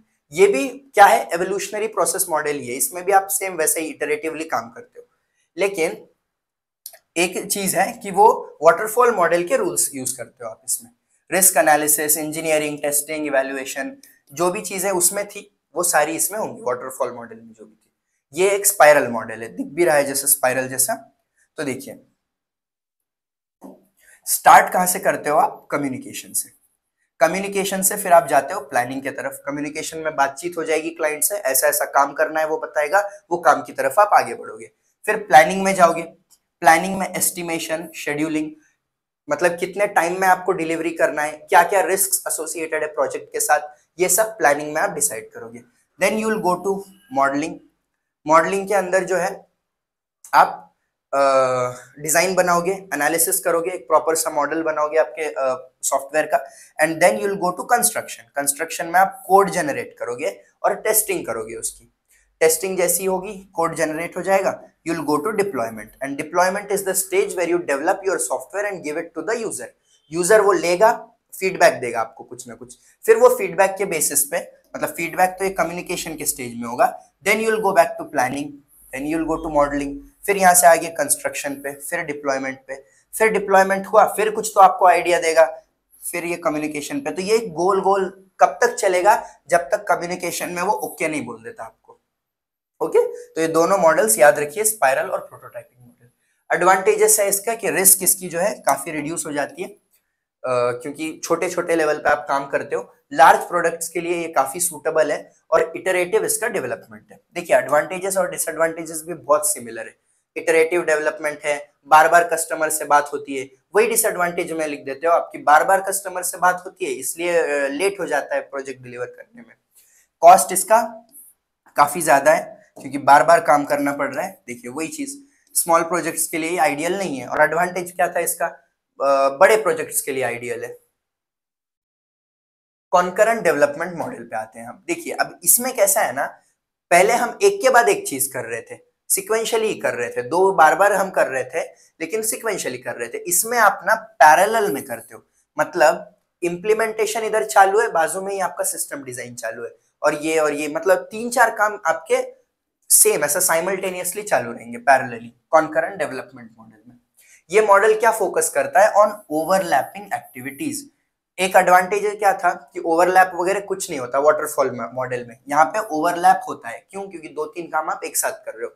लेकिन अडेप्टेशन काफी क्विक हो जाता है, क्योंकि आप एक साथ 2-3 काम कर रहे हो, तो जो भी चेंजेस करना है बहुत ही इजीली आप कर पाओगे वहां पे। अब ना हम कॉन्करेंट डेवलपमेंट का मॉडल देखते हैं। तो अभी देखिए इसमें प्रोसेस कैसा होगा। तो सबसे पहले तो आपका जो प्रोसेस है वो इनएक्टिव रहेगा, ठीक है। फिर इसके बाद से आप एक एक स्टेज की तरफ जाओगे। सबसे पहले आप रहोगे अंडर डेवलपमेंट। फिर अब अंडर डेवलपमेंट में रहने के बाद आपके पास बहुत सारे यहाँ पे केसेस देखने को मिलेंगे। या तो आप अंडर डेवलपमेंट में हो, फिर आपको आपका क्लाइंट बोलता है कि थोड़ा सा रुक जाओ, मुझे कुछ चेंज करवाना है इसमें। तो अंडर डेवलपमेंट की स्टेज आप छोड़ दोगे और मुझे चेंज करवाना है वाली स्टेज में आ जाओगे। तो फिर आप चेंजेस के लिए अवेट करोगे। तो यहाँ पे मैं वही लिख देता हूँ, अवेटिंग चेंजेस, ठीक है। तो आप ये पॉइंट से ये पॉइंट पे आ जाओगे। फिर डेवलपमेंट हो गया आपका अगर, तो फिर आप जाते हो अगले स्टेज पे। ऐसा होगा कि डेवलपमेंट हो गया आपका, तो उस केस में रिव्यू वाले स्टेज में आप चले जाओगे, अंडर रिव्यू। और अब रिव्यू हो गया आपका, तो आप रिवीजन के लिए जाओगे। तो यहां से हम जाएंगे अंडर रिवीजन।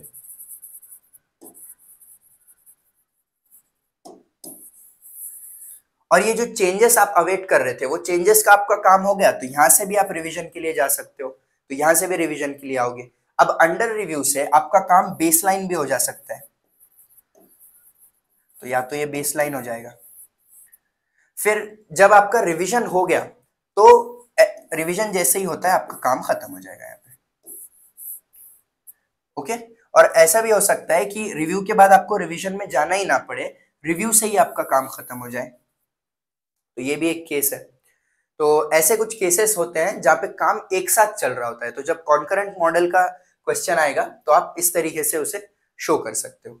आपका काम जैसे ही खत्म हो गया, देखिए यहाँ पे डन हो चुका है, लेकिन अब काम होने के बाद भी आपको क्लाइंट बोलता है कि मुझे अभी उसमें कुछ चेंज करवाना है, तो वापस आप चेंजेस वाले स्टेज पे चले जाओगे, ठीक है। तो इस तरीके का मॉडल आप बना दो फॉर कॉन्करेंट डेवलपमेंट। की कैरेक्टरिस्टिक्स क्या है, देखो इसकी प्रोसेस इटरेटिव है, जस्ट लाइक बिफोर। काम थोड़ा थोड़ा हो रहा है ना, काम करवा के दे रहे हो, फिर वो चेंजेस के लिए अवेट कर रहा है। जैसे ही वो चेंजेस के लिए अवेट करता है, तो आप अंडर डेवलपमेंट से अवेटिंग चेंजेस वाले स्टेज पे चले जाते हो। फिर चेंजेस होते के साथ आप या तो डन पे जाओगे या रिव्यू में जाओगे, इट डिपेंड्स। पैरेलल एक्टिविटीज इसमें चलती है, ये इसका कैरेक्टरिस्टिक है। एक साथ 3-4 काम यहाँ पे फेजेस जो है एक साथ चालू होंगे। एडवांटेज देखो इसकी फ्लेक्सिबिलिटी। फ्लेक्सिबिलिटी हर इसका एडवांटेज है कॉन्करेंट का। वाटरफॉल को छोड़ के सब में फ्लेक्सिबिलिटी होती है। इजी टू अंडरस्टैंड है, क्योंकि एक साथ काम हो रहा है, तो फिर वो कर सकते हो, आप समझ सकते हो इजीली। इमीडिएट फीडबैक आपको मिलता है इसमें यूजर का जैसे ही फीडबैक मिलता है, इंस्टेंटली आप उस पर काम भी कर सकते हो, ये भी एक फायदा है। प्रोजेक्ट स्टेटस भी जो है क्लियरली आपको पता होता है, क्योंकि काम एक साथ चालू है, तो हर स्टेज में क्या कितने लेवल तक आप गए वो आप इसमें समझ पाओगे। डिसएडवांटेजेस की बात करें तो कम्युनिकेशन चैलेंजेस बढ़ जाते हैं। मतलब आपकी टीम है जिसमें 10 लोग काम कर रहे हैं, अलग अलग चीज पर काम कर रहे हैं, तो अब कम्युनिकेट करना पड़ेगा कि आपने कितना काम किया, उसने कितना काम किया। तो एग्जैक्टली इतने सारे काम एक साथ होने की वजह से कम्युनिकेशन में थोड़ा प्रॉब्लम आ जाता है। फिर एक्टिविटी का स्टेटस मैनेज करना भी हार्ड हो जाता है कि इसका कितना काम हुआ, क्योंकि लिनियरली अगर आप चीजें कर रहे हो, मतलब इम्प्लीमेंटेशन फिर उसके बाद टेस्टिंग, तो आपको ये तो पता है कि मेरा इतना काम हो चुका है, यहाँ पे कितना काम हुआ नहीं समझ में आता। यहाँ पे जो माइलस्टोन्स है वो समझ नहीं आते आपको, माइलस्टोन्स यहाँ पे नहीं समझते। अब एक final word on evolutionary processes देखिए। एवोल्यूशनरी प्रोसेस मॉडल्स क्या करते हैं, जहां पे चेंजिंग रिक्वायरमेंट्स है, डायनामिकली चीजें चेंज हो रही है, तब आप एवोल्यूशनरी प्रोसेस मॉडल्स यूज करो, क्योंकि क्लाइंट बोलेगा चेंज करना है, आप इंस्टेंटली चेंज कर पाओगे इस केस में, ये मॉडल में। यहाँ पे इंक्रीमेंटल डिलीवरी होती है। इंक्रीमेंटल डिलीवरी याद रखो, उसका मतलब क्या है, थोड़े थोड़ी डिलीवरी करना।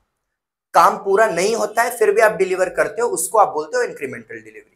कंटिन्यूअस फीडबैक मिलता है क्लाइंट से, और रिस्क भी कम होती है, क्योंकि छोटे छोटे काम पे आप रिस्क वहां का वहां रिजॉल्व करते हो। तो सॉफ्टवेयर जो है यूजर जैसा चाहता है वैसा बन जाता है आपका।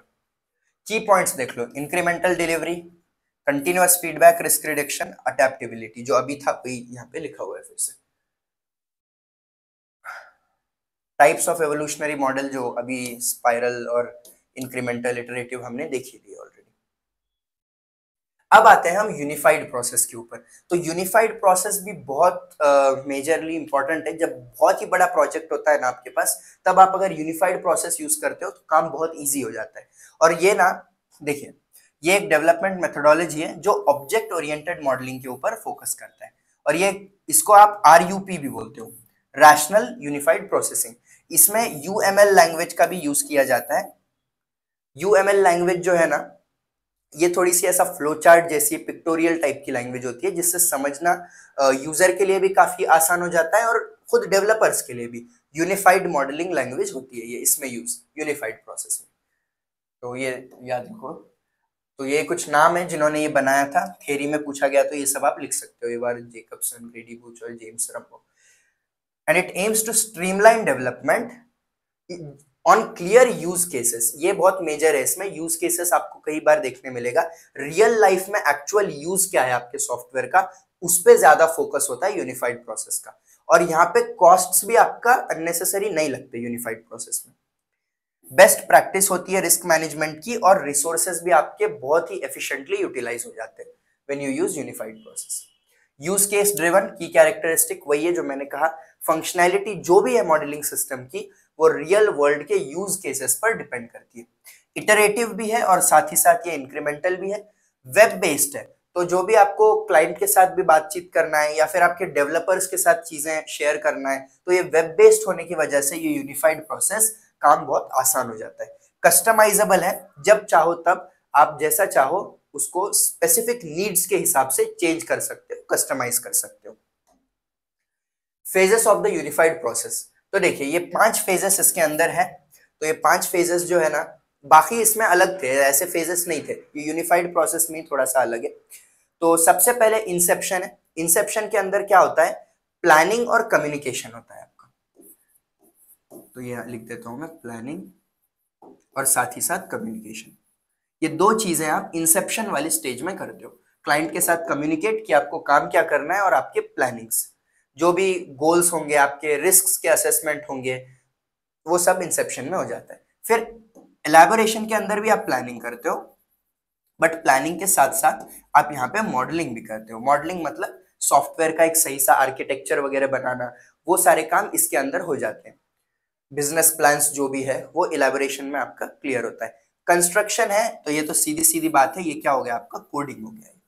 कोडिंग में आप कंस्ट्रक्शन के अंदर कोई भी स्पेसिफिक लैंग्वेज में कोडिंग करते हो, साथ ही साथ टेस्टिंग भी कर लेते हो उसी टाइम पे सॉफ्टवेयर की। फिर है ट्रांजिशन। ट्रांजिशन का मतलब है जब कोडिंग हो गई आपकी, टेस्टिंग हो गई, आप वो पब्लिक या आपके यूजर्स को अवेलेबल करवा देते हो चेक करने के लिए, फिलहाल के तौर पर फीडबैक लेने के लिए, उनका फीडबैक लेने के लिए आप ट्रांजिशन करते हो। और फिर जैसा ही सब कुछ फाइनल हो जाता है, सॉफ्टवेयर सब रेडी हो गया, सब काम खत्म हो गया, then you move on to production. Production में क्या होता है, आप सारे यूजर्स को जैसे कि प्ले स्टोर पे अपलोड कर देना, वो हो गया आपका प्रोडक्शन। तो ये 5 फेजेस जो है ना यूनिफाइड प्रोसेस में होते हैं। तो अभी मैं इसका जो है मॉडल बताता हूं, यहाँ पर थोड़ा सा इसका अलग मॉडल है, तो वो हम देखते हैं, बड़ा भी है काफी। सो देखिए, इंसेप्शन और साथ ही साथ इलेबोरेशन। जैसा मैंने यहाँ थ्योरी में लिखा हुआ है, देखिए इंसेप्शन से प्लानिंग और कम्युनिकेशन है, और इलेबोरेशन में प्लानिंग और मॉडलिंग है, उसमें भी आपको वैसा ही दिखाना है। ये दोनों से सेम चीज क्या मिल रही है आपको, ये दोनों से सेम चीज आपको मिल रही है प्लानिंग की।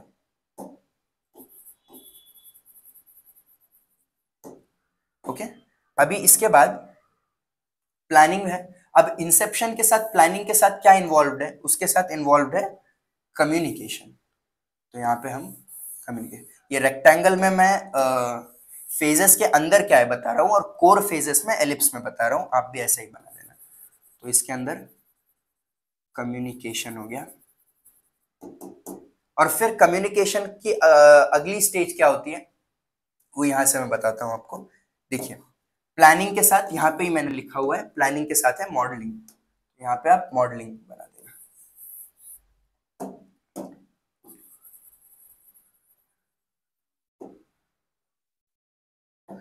ओके तो इस तरीके से काम होता है आपका, और ये एक दूसरे से कनेक्टेड होते हैं, क्योंकि देखिए ना, कम्युनिकेशन के बाद आप प्लानिंग करते हो, बातचीत होती है और फिर प्लानिंग होती है, और प्लानिंग के बाद फिर आपकी मॉडलिंग होती है, और फिर मॉडलिंग के बाद आप क्या करते हो, उसके बाद हम करते हैं कंस्ट्रक्शन।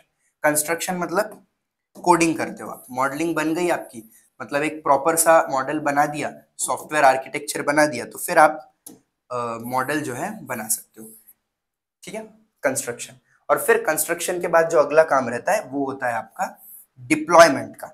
डिप्लॉयमेंट का मतलब क्या है? डिप्लॉयमेंट का मतलब है सॉफ्टवेयर को अब अवेलेबल कर देना आपके यूजर को फीडबैक लेने के लिए।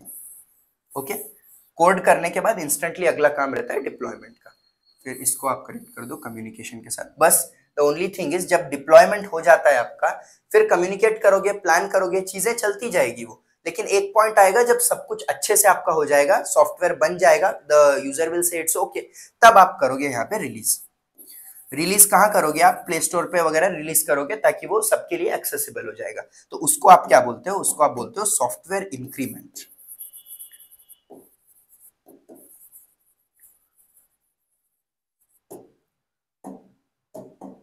Okay, so this is software increment, और इसी को जो है ना हम प्रोडक्शन, हमने हमारे फेज के अंदर लिखा था, दिस इज अवर प्रोडक्शन। और ये जो कंस्ट्रक्शन है, यही मैं फिर से कंस्ट्रक्शन लिखता हूं यहाँ पे, just to show that it is also phase. वही मैं एलिप्स में फेज बता रहा हूं आपको, कोर फेज, और ये जो रेक्टेंगल के अंदर है वो फेज के अंदर की चीजें। तो देखिए सारे फेजेस हमारे कवर हो गए क्या? एक फेज बची हुई है, वो फेज क्या बोलती है कि डिप्लॉयमेंट और कंस्ट्रक्शन। कंस्ट्रक्ट होने के बाद जो सॉफ्टवेयर देते हो ना आप यूजर को, वो स्टेज को आप बोलते हो ट्रांजिशन। ओके, तो इस तरीके का यूनिफाइड प्रोसेस का आप मॉडल बना सकते हो। ये जो एलिप्स में है, like I said, those are core phases. What are the core phases? Inception, elaboration, construction, transition and production. देखिए, इंसेप्शन एलैबोरेशन से प्लानिंग बनती है, प्लानिंग से जो है मॉडलिंग, कंस्ट्रक्शन, डिप्लॉयमेंट होता है। कंस्ट्रक्शन से डिप्लॉयमेंट होने वाली स्टेज को आप ट्रांजिशन बोलते हो, और जो डिप्लॉयमेंट हो गया, सॉफ्टवेयर रेडी हो गया देने के लिए बाहर लोगों को, तब उसको आप रिलीज कर देते हो, and that is what your production is. Okay, so this was the model. अब बात करते हैं एडवांटेजेस की। तो है कॉम्प्रिहेंसिव डॉक्यूमेंटेशन।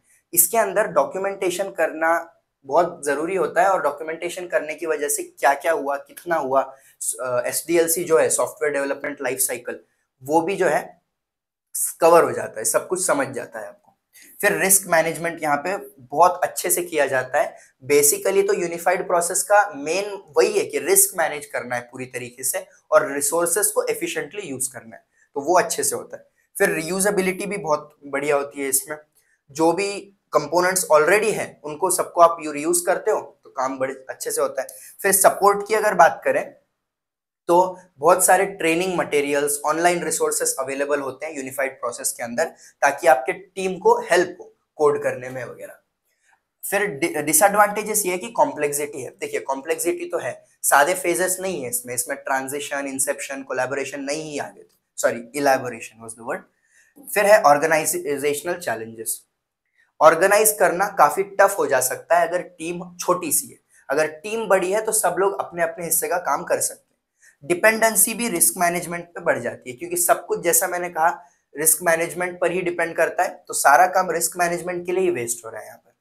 फिर इंटीग्रेशन करने में काफी डिफिकल्टी हो जाती है। जब आप सॉफ्टवेयर में इंटीग्रेशन वगैरह कर रहे हो, तो जो नेचर है उस प्रोसेस का, वहां पे आपको कुछ प्रॉब्लम्स देखने को मिलेंगे।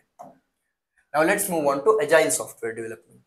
ओके, तो देखिए एजाइल सॉफ्टवेयर डेवलपमेंट हम स्टार्ट करते हैं अभी। ये भी एक मेथोडोलॉजी है जो फोकस्ड होती है फ्लेक्सिबिलिटी पर, कोलैबोरेशन पर, टीम के साथ आपके कोलैबोरेट करना, और कस्टमर के सेटिस्फैक्शन पर ये डिपेंड करती है।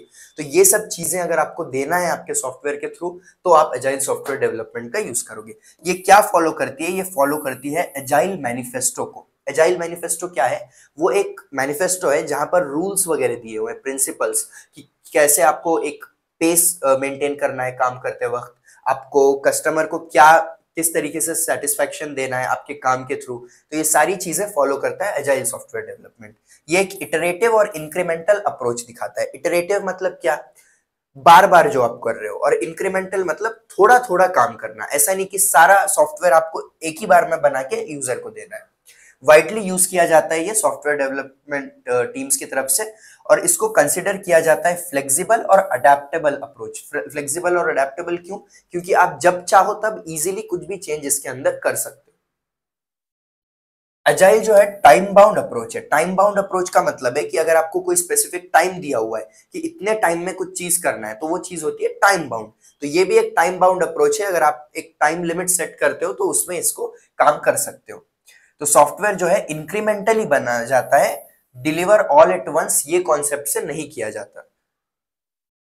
वही है, देखिए अजाइल सॉफ्टवेयर डेवलपमेंट के अंदर भी सबसे पहली स्टेज क्या है? रिक्वायरमेंट्स गेदर करना। रिक्वायरमेंट्स गेदर करना मतलब डेटा वगैरह जो भी आपको चाहिए, इंस्ट्रक्शंस जो भी चाहिए वो सब आप गेदर करते हो। फिर उसके बाद प्लानिंग करते हो आप। प्लानिंग में रिस्क मैनेजमेंट वगैरह जो भी है वो एनालिसिस करते हो, क्या क्या काम करना है वो सब आप सोचते हो। फिर उसके बाद डेवलपमेंट करते हो, जो भी कोड्स वगैरह लिखना होगा वो उसमें करा जाएगा। कोडिंग करोगे आप कुछ स्पेसिफिक लैंग्वेज के अंदर, सॉफ्टवेयर बनाओगे। कोड होने के बाद फिर आप उसे टेस्ट भी करोगे, टेस्टिंग, सॉफ्टवेयर टेस्टिंग। कुछ एरर्स होंगे, बग्स होंगे तो वो फिक्स करे जाएंगे। फिर उसके बाद डिप्लॉयमेंट किया जाएगा। डिप्लॉयमेंट का मतलब क्या है? सॉफ्टवेयर बनने के बाद आप उसको डिप्लॉय करते हो ताकि आप दोगे क्लाइंट को, कस्टमर को, फिर वो चेक करके आपको कुछ फीडबैक देगा, और वो फीडबैक लेने के बाद लास्ट में हम मेंटेनेंस करते हैं। तो वही चीजें हैं जो पहले के मॉडल्स में थी, बस थोड़ा सा जो है इसमें कस्टमर सेटिस्फैक्शन की तरफ अप्रोच ज्यादा होता है। तो अब वो किस तरीके से? तो देखिए 4 कोर वैल्यूज है एजाइल सॉफ्टवेयर डेवलपमेंट के। तो वो कौन से 4 कोर वैल्यूज है? देखिए सबसे पहला है कि individuals and interactions over processes and tools. मतलब इधर लिखा है कि लोगों को ज्यादा ध्यान दो, प्रोसेस टूल्स की तरफ ज्यादा ध्यान मत दो। ये प्रोसेस लगा दूंगा तो ऐप अच्छा बन जाएगा, सॉफ्टवेयर अच्छा बन जाएगा, ये टूल्स अच्छे लग रहे हैं, ये यूज करते हैं। बट एग्जैक्टली चाहिए क्या वो इंसान को, जो भी आप टूल्स यूज कर रहे हो वो? तो वो इंडिविजुअल्स की तरफ आप जरा ध्यान दो। फिर उसके बाद है working software over comprehensive documentation. बस डॉक्यूमेंटेशन मत करते बैठ जाओ। सॉफ्टवेयर बनाना है मतलब बहुत सारी चीजें हम डॉक्यूमेंट करेंगे, डॉक्यूमेंटेशन करना ही है आपको, बट सॉफ्टवेयर भी तो काम करना चाहिए ना। सॉफ्टवेयर उधर काम नहीं कर रहा और करते बैठे डॉक्यूमेंटेशन, ऐसा नहीं होना चाहिए। फिर customer collaboration over contract negotiation. Contract जो बना है उसके ऊपर ज्यादा ध्यान देने से ज्यादा कस्टमर के साथ कोलैबोरेट करो। कस्टमर को खुद पूछो कि एग्जैक्टली आपको क्या चाहिए, कैसी आपकी और हेल्प कर सकते हैं। तो वो ज्यादा ध्यान दो, ना कि कॉन्ट्रैक्ट में ये लिखा है ऐसे करेंगे। Responding to change over following a plan. अगर वो कुछ बोल रहा है चेंज करने को, but it doesn't go according to the plan, तो वैसा मत करो। उसको जो चेंज चाहिए कस्टमर को, वो चेंज उसे बिल्कुल दो। तो ये 4 कोर वैल्यूज है एजाइल डेवलपमेंट में, और 12 प्रिंसिपल्स है इसके। तो ये 12 प्रिंसिपल्स वही है, सिंपल है, बस आप देख लो 12 में से 5-6 भी अगर याद रखोगे तो लिख सकते हो। जैसा पहले जो पेपर में क्वेश्चन आया था वो था 3 प्रिंसिपल्स लिखने को पूछा था उसमें। तो देखिए सबसे पहला है कस्टमर सेटिस्फैक्शन। कस्टमर सेटिस्फाई होना सब में ज्यादा यहाँ पर जरूरी है, जो भी आप काम कर रहे हो उसमें। तो काम अच्छे से करोगे, चेंज वगैरह जो मांग रहा है वो करके दोगे, then customer will be satisfied. फिर चेंजिंग रिक्वायरमेंट, वो जो चेंज आ रहा है बिल्कुल आपको करके देना है। अगर लास्ट स्टेजेस में भी वो चेंज बोल रहा है और आपको बहुत मतलब पीछे जाके करना पड़ रहा है, टाइम लग रहा है, तो भी आपको चेंज करना है। तो चेंजिंग रिक्वायरमेंट जो है आप रखो। फिर फ्रीक्वेंट डिलीवरी करते जाओ। फ्रीक्वेंट डिलीवरी करोगे तो कस्टमर आपको बताएगा कि उसको क्या इसमें गलत लग रहा है या क्या उसे चाहिए, तो आप वैसा चेंज कर सकते हो। फिर कोलैबोरेशन भी आप प्रमोट करो। कोलैबोरेशन प्रमोट करना मतलब स्टेक होल्डर्स, मतलब जो भी बिजनेस वाले लोग हैं उनका, और टीम डेवलपर्स का, दोनों का कोलैबोरेशन रखोगे तब अच्छे से बात होगी और समझ आएगा कि अपने को ये काम करना है, ऐसा काम करना है। मोटिवेटेड इंडिविजुअल्स लेकर काम करो। जो मोटिवेटेड लोग हैं, अच्छे से काम करने वाले लोग हैं, उनको लेके काम करो। फिर फेस टू फेस कम्युनिकेशन रखो। आमने सामने अगर बात होगी ना, तब आपका जो भी सॉफ्टवेयर का काम है वो आसानी से होगा। अगर बिजनेस वालों के साथ आप कर रहे हो, क्लाइंट के साथ एक कांस्टेंट पेस बनाकर काम करो। आज बहुत ज्यादा कर दिया, कल कम नहीं, ऐसा नहीं। सब कुछ आपका पेस में होना चाहिए, सस्टेनेबल डेवलपमेंट होना चाहिए आपका। फिर प्रोग्रेस मेजर कैसे करोगे? सॉफ्टवेयर आपने कितना बनाया, कैसे टाइम पर बना रहे हो, you can also measure progress with it. Technical excellence की तरफ ध्यान दो। टेक्निकल एक्सेलेंस की तरफ ध्यान कैसे दोगे आप? आपका सॉफ्टवेयर अगर अच्छा बन रहा है then you are following technical excellence. फिर सिंप्लिसिटी रखो। वो हमने देखा था ना कल के वीडियो में, कीप इट सिंपल स्टूपिड। क्योंकि सिंपल रखोगे तो यूजर को भी यूज करने में अच्छा जाएगा और आपको भी डेवलप करने में काफी आसानी होगी। फिर सेल्फ ऑर्गेनाइज टीम्स रखो। सेल्फ ऑर्गेनाइज टीम्स रखोगे तो वो खुद अपने स्किल्स का यूज करके और बेटर बेटर करने की कोशिश करेंगे। फिर कंटिन्यूअस इंप्रूवमेंट्स करते जाओ। इंप्रूवमेंट्स अच्छे से होंगे, कंटिन्यूअसली होंगे, तो नया नया ऐप में जो भी चेंजेस है वो देखने को मिलेंगे आपको। तो ये 12 प्रिंसिपल्स याद रखिए। एडवांटेजेस की बात करूं तो सबसे पहला है फ्लेक्सिबिलिटी। फ्लेक्सिबिलिटी का मतलब क्या है? चेंजेस आराम से हो सकते हैं इसमें। डिलीवरी फास्ट कर दी जाती है। थोड़ा सा काम हुआ कि आप डिलीवरी करते हो, क्योंकि हम इसमें फॉलो क्या करते हैं? इंक्रीमेंटल अप्रोच फॉलो करते हैं, इटरेटिव अप्रोच फॉलो करते हैं। कस्टमर कोलैबोरेशन होता है इसमें, सो दैट्स एन एडवांटेज। आपको डायरेक्टली कस्टमर से बात पता चलती है कि इसमें और क्या नहीं होना चाहिए, नहीं होना चाहिए।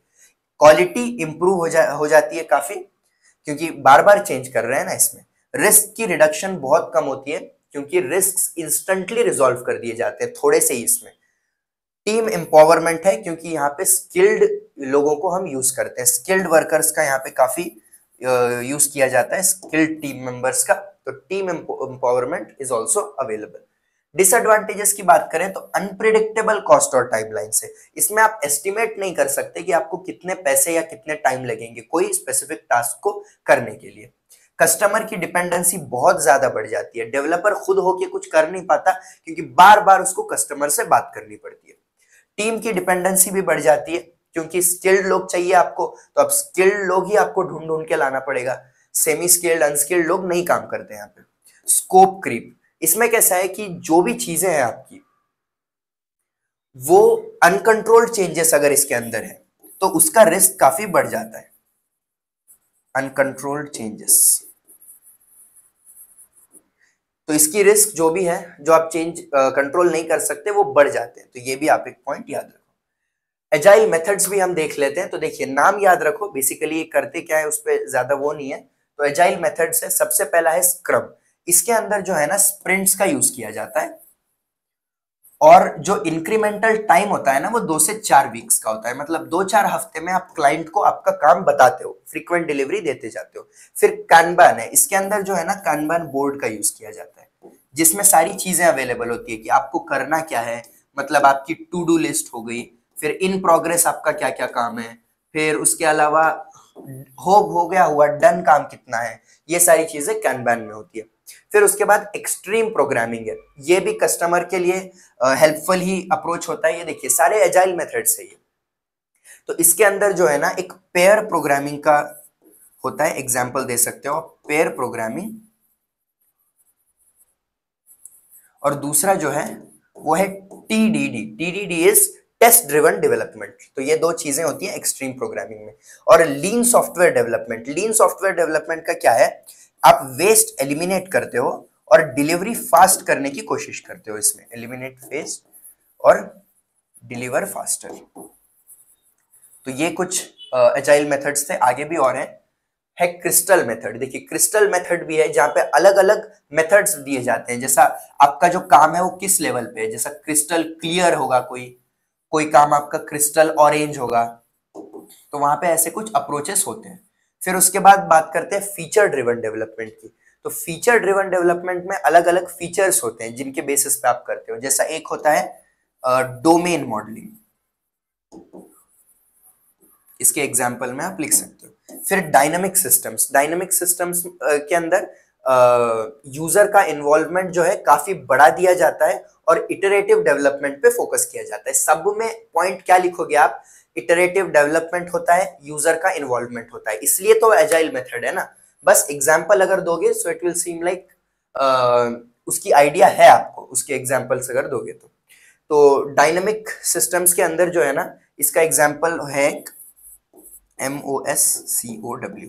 इसमें जो अप्रोचेस होते हैं वो ऐसे मस्ट हैव, शुड हैव, ये आप देख सकते हो। ये M का मतलब होता है मस्ट हैव, फिर ये S का मतलब होता है शुड हैव, C का कुड हैव, W का वोंट हैव। मतलब एग्जैक्टली कितने काम की क्या प्रायोरिटी है वो, इसलिए वो उसमें यूज किया जाता है। ये तो है मॉस्को रूल इसमें होता है। फिर है लास्ट में एजाइल यूनिफाइड प्रोसेस, जो हमने पिछले बार देखी थी ना, RUP, रैशनल यूनिफाइड प्रोसेस, उसका ये थोड़ा सा सिंप्लीफाइड वर्जन है, ऐसा आप समझ सकते हो। अब आते हैं हम plan driven and agile development के ऊपर। तो देखिए प्लान ड्रिवन डेवलपमेंट जो है ना वो इसका पूरा ऑपोजिट है। अजाइल डेवलपमेंट में क्या कर रहे हो आप, इंक्रीमेंटल और इटरेटिव अप्रोच फॉलो कर रहे हो, कस्टमर के साथ बार बार बात कर रहे हो। प्लान ड्रिवन में वैसा नहीं होता। प्लान ड्रिवन मतलब सीधा आपको वाटरफॉल मेथड याद करना है। प्लान से होता है सब कुछ, एक प्लान फिक्स कर लेते हो कि ये काम हमको करना है, फिर जब तक काम होता नहीं कस्टमर से आप बात नहीं करते इसमें। और अगर बात कर भी जाते हो कस्टमर से और वो बोलता है कि कुछ चेंज करना है तो वापस आपको पहली स्टेज में जाके रिक्वायरमेंट एनालिसिस वाली फर्स्ट स्टेज में जाके चेंज करना पड़ता है। तो ये इसमें है प्लान ड्रिवन के अंदर। इसमें अपफ्रंट प्लानिंग लगती है, आपको पहले से सब कुछ माइंड में होना चाहिए तभी आप प्लान कर पाओगे। That's why it's called plan driven development. ये एम्फसाइज किस पे करता है, डिटेल्ड प्लान बनाने पे, टास्क, रिसोर्सेस और टाइमलाइन सबके लिए। Often used for large, complex और हाई रिस्क प्रोजेक्ट्स। तो ऐसे जब प्रोजेक्ट्स रहेंगे आपके, और स्टैटिक प्रोजेक्ट्स, स्टैटिक मतलब कुछ ज्यादा उनमें चेंज नहीं होता, तो वैसे प्रोजेक्ट्स में आप यूज करना प्लान ड्रिवन डेवलपमेंट। अगर काफी चेंज हो रहे हैं, इवॉल्विंग प्रोजेक्ट्स है, तब आप एजाइल डेवलपमेंट का यूज करोगे। फीचर्स की बात करें तो सबसे पहला है कॉम्प्रिहेंसिव प्लानिंग। कॉम्प्रिहेंसिव प्लानिंग का मतलब क्या है कि प्लानिंग पहले से पूरी आप करके रखते हो इसमें। फिर अगला जो है that is project plans include. Project plans क्या क्या इंक्लूड करते हैं, इनके अंदर जो भी है, टीम ऑर्गेनाइजेशन हो गया, मतलब टीम को कैसे कैसे आप ऑर्गेनाइज करोगे, किसको क्या काम दोगे, उनके क्या रोल्स रहेंगे, वो आप एक करते हो। फिर उसके बाद आप रिस्क एनालिसिस करते हो कि क्या रिस्क आ सकते हैं, वो सारी चीजें प्लानिंग के अंदर आती है। फिर माइलस्टोन्स वगैरह भी आप उसमें लिख सकते हो कि इतना काम अगर हुआ तो यू रीच्ड अ माइलस्टोन। तो ऐसे कुछ प्लान्स जो है इसमें होते हैं प्लान ड्रिवन डेवलपमेंट में। और स्ट्रक्चर्ड एग्जीक्यूशन होता है। स्ट्रक्चर्ड एग्जीक्यूशन मतलब एक काम के बाद ही दूसरा काम किया जाएगा। और सूटेबिलिटी क्या है, इसकी सूटेबिलिटी है स्टेबल एनवायरमेंट्स। स्टेबल एनवायरमेंट्स क्यों, क्योंकि अगर कुछ भी चेंज आया तो प्लान में पूरा चेंज आपका हो जाएगा। तो ऐसा आपको एनवायरमेंट चाहिए जो स्टेबल हो, प्लान में चेंज ही नहीं आना चाहिए। एक बार प्लान बना दिया, बात खत्म, बाद में फिर से डबल काम नहीं लगना चाहिए आपको। एडवांटेजेस देखो इसके, स्किल्ड पर्सनल लगता है आपको प्लानिंग के स्टार्ट से। फिर दूसरा है कि लार्ज और कॉम्प्लेक्स सिस्टम्स के लिए हम इसको यूज कर सकते हैं जहां पे रिस्क ज्यादा है। तो रिस्क अगर ज्यादा है तो आप पहले से ही अगर प्लान करके काम करो तब ही काम अच्छे से होता है आपका। ये क्या करता है, एक स्ट्रक्चर्ड अप्रोच देता है और स्टेबिलिटी इंश्योर करता है। फिर है कि हजार्डस सिस्टम्स को भी अच्छे से हैंडल कर लिया जाता है यहाँ पर। और प्रोग्रेस और सक्सेस जो है वो भी डॉक्यूमेंटेशन और कंट्रोल से अच्छे से मेजर हो जाते हैं। तो ये कुछ इसमें से 2-3 पॉइंट्स याद रख लो, so you can write advantages of PDD.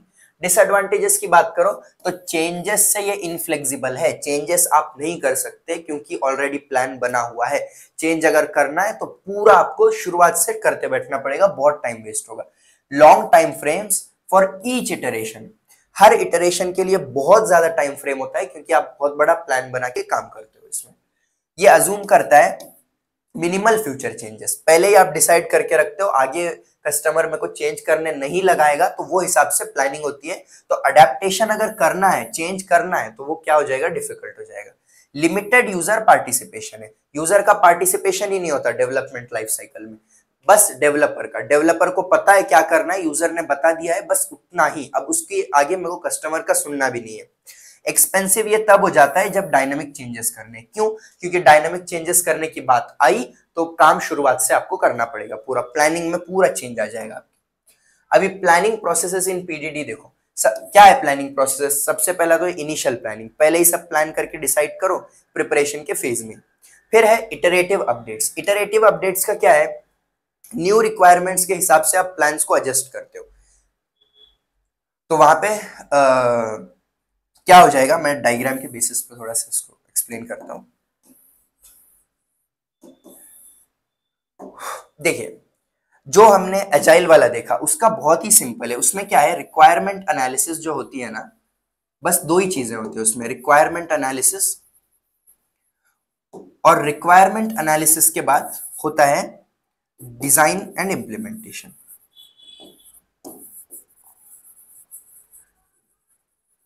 Design and implementation, तो ये देखो बस ये चीज ना चलती जाती है। आप रिक्वायरमेंट एनालिसिस से डिजाइन करते हो, वापस चेंज करने के लिए रिक्वायरमेंट एनालिसिस, फिर यहाँ फिर यहाँ, तो ये जब तक चलता जाता है जब तक आपका सॉफ्टवेयर सही से बन नहीं जाता, क्योंकि ये कोई प्लान्ड अप्रोच नहीं है। इसमें आप प्लान करते हो बिल्कुल, लेकिन वो कस्टमर से बात भी होती है आपकी उसमें बीच बीच में।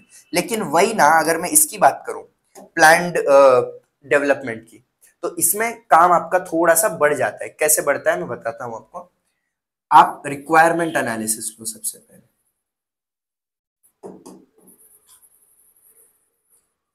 रिक्वायरमेंट एनालिसिस के बाद आप आते हो एसआरएस पे, सॉफ्टवेयर रिक्वायरमेंट स्ट्रक्चर, जो हमने देखा था सबसे पहले।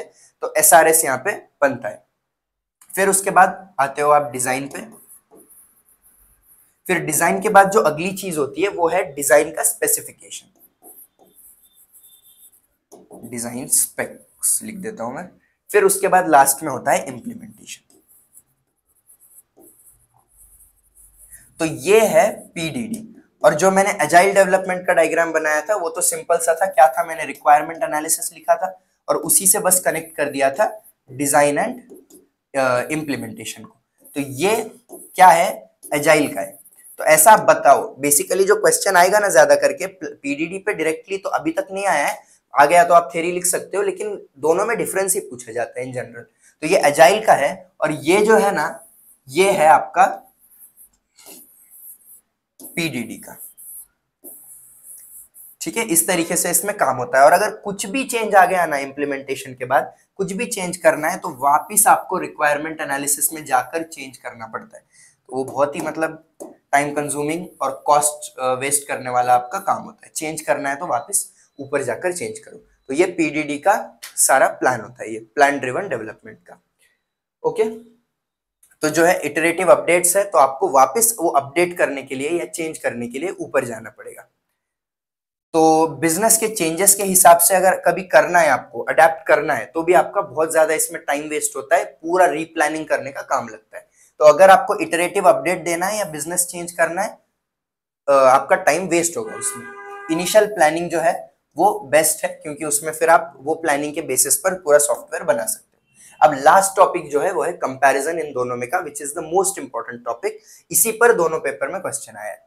अजाइल डेवलपमेंट देखिए, इटरेटिव है, फ्लेक्सिबल है और हाईली अडेप्टिव है। चेंज आराम से कर सकते हो, बार बार कर सकते हो, कभी भी चेंजेस चाहो करो। इसके अंदर चेंज नाम की चीज ही नहीं है, मतलब है तो वो टाइम वेस्टिंग है। प्लानिंग, इसमें डिटेल्ड अपफ्रंट प्लानिंग होती है, पहले ही सब प्लान करके रखते हो आप। लेस अडेप्टेबल होता है और प्रोडक्ट के बीच में चेंजेस आप नहीं कर सकते। ठीक है, तो थोड़ा सा एस्पेक्ट के बेसिस पे डिफरेंसेस देख लो। सबसे पहला है प्लानिंग का अप्रोच। तो प्लानिंग का अप्रोच जो है ना पीडीटी के अंदर अपफ्रंट होता है। अपफ्रंट मतलब एक ही बार में आप पूरा प्लान करके रखते हो, और इसमें इटरेटिव प्लानिंग होती है। जितनी चाहिए आप उतनी प्लानिंग करते हो और फिर पीछे जाने के बाद वापस से प्लान करके अगला काम करते हो, फिर वापस से जाके प्लान अगला करते हो। अभी देखो, फ्लेक्सिबिलिटी की बात करें तो ये तो इनफ्लेक्सिबल है, सीधा सीधा। इसमें फ्लेक्सिबिलिटी नाम की कोई चीज ही नहीं है। लेकिन अजाइल डेवलपमेंट काफी फ्लेक्सिबल है, तो आप इसको लिख सकते हो हाईली फ्लेक्सिबल। फिर अगर डिलीवरी की बात करें तो इसकी डिलीवरी जो है ना लास्ट में की जाती है, और इसकी फ्रीक्वेंट डिलीवरी होती है, बार बार आप इसकी डिलीवरी कर सकते हो।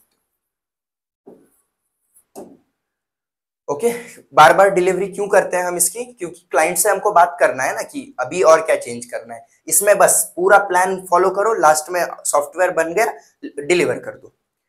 हाँ, अभी कस्टमर के इन्वॉल्वमेंट की अगर बात करें तो यहाँ पे कस्टमर का इन्वॉल्वमेंट मिनिमल होता है। कस्टमर से हमारी कोई बात नहीं होती यहाँ पे। यहाँ पे हाई होता है, कस्टमर से बात होती रहती है, फ्रीक्वेंट डिलीवरी इसीलिए तो कर रहे हैं हम। फिर उसके बाद रिस्क मैनेजमेंट कैसा करते हो, रिस्क मैनेजमेंट इसमें पहले ही मैनेज कर लेते हो आप।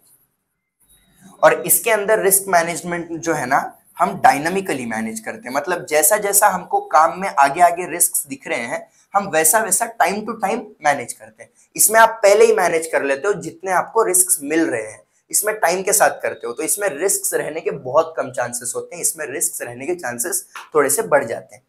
टीम कोलैबोरेशन की अगर बात करें तो यहाँ पे लिमिटेड होता है टीम कोलैबोरेशन, लेकिन यहाँ पे जो है लिमिटेड नहीं होता टीम कोलैबोरेशन। यहाँ पर आप एम्फसाइज करते हो कि टीम में काम करो। अजाइल डेवलपमेंट में emphasises team work.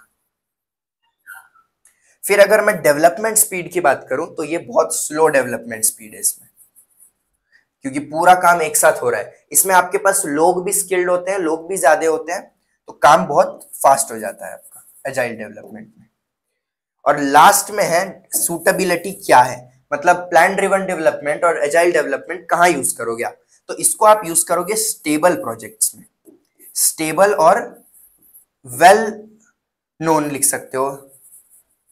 Well known मतलब well defined would be the correct word actually. Well defined मतलब ऑलरेडी जो आपको सही से बता के रखा है, तो वो बेसिस पर आप कर सकते हो। अगर ऑलरेडी सही से बताया ही नहीं है तो कैसा आप उसमें प्लान्ड अप्रोच लगाओगे, बाद में आपको चीजें पता चलेगी ना। तो पहले ही अगर बताया है, और स्टेबल स्टेबल नहीं एक्चुअली स्टैटिक।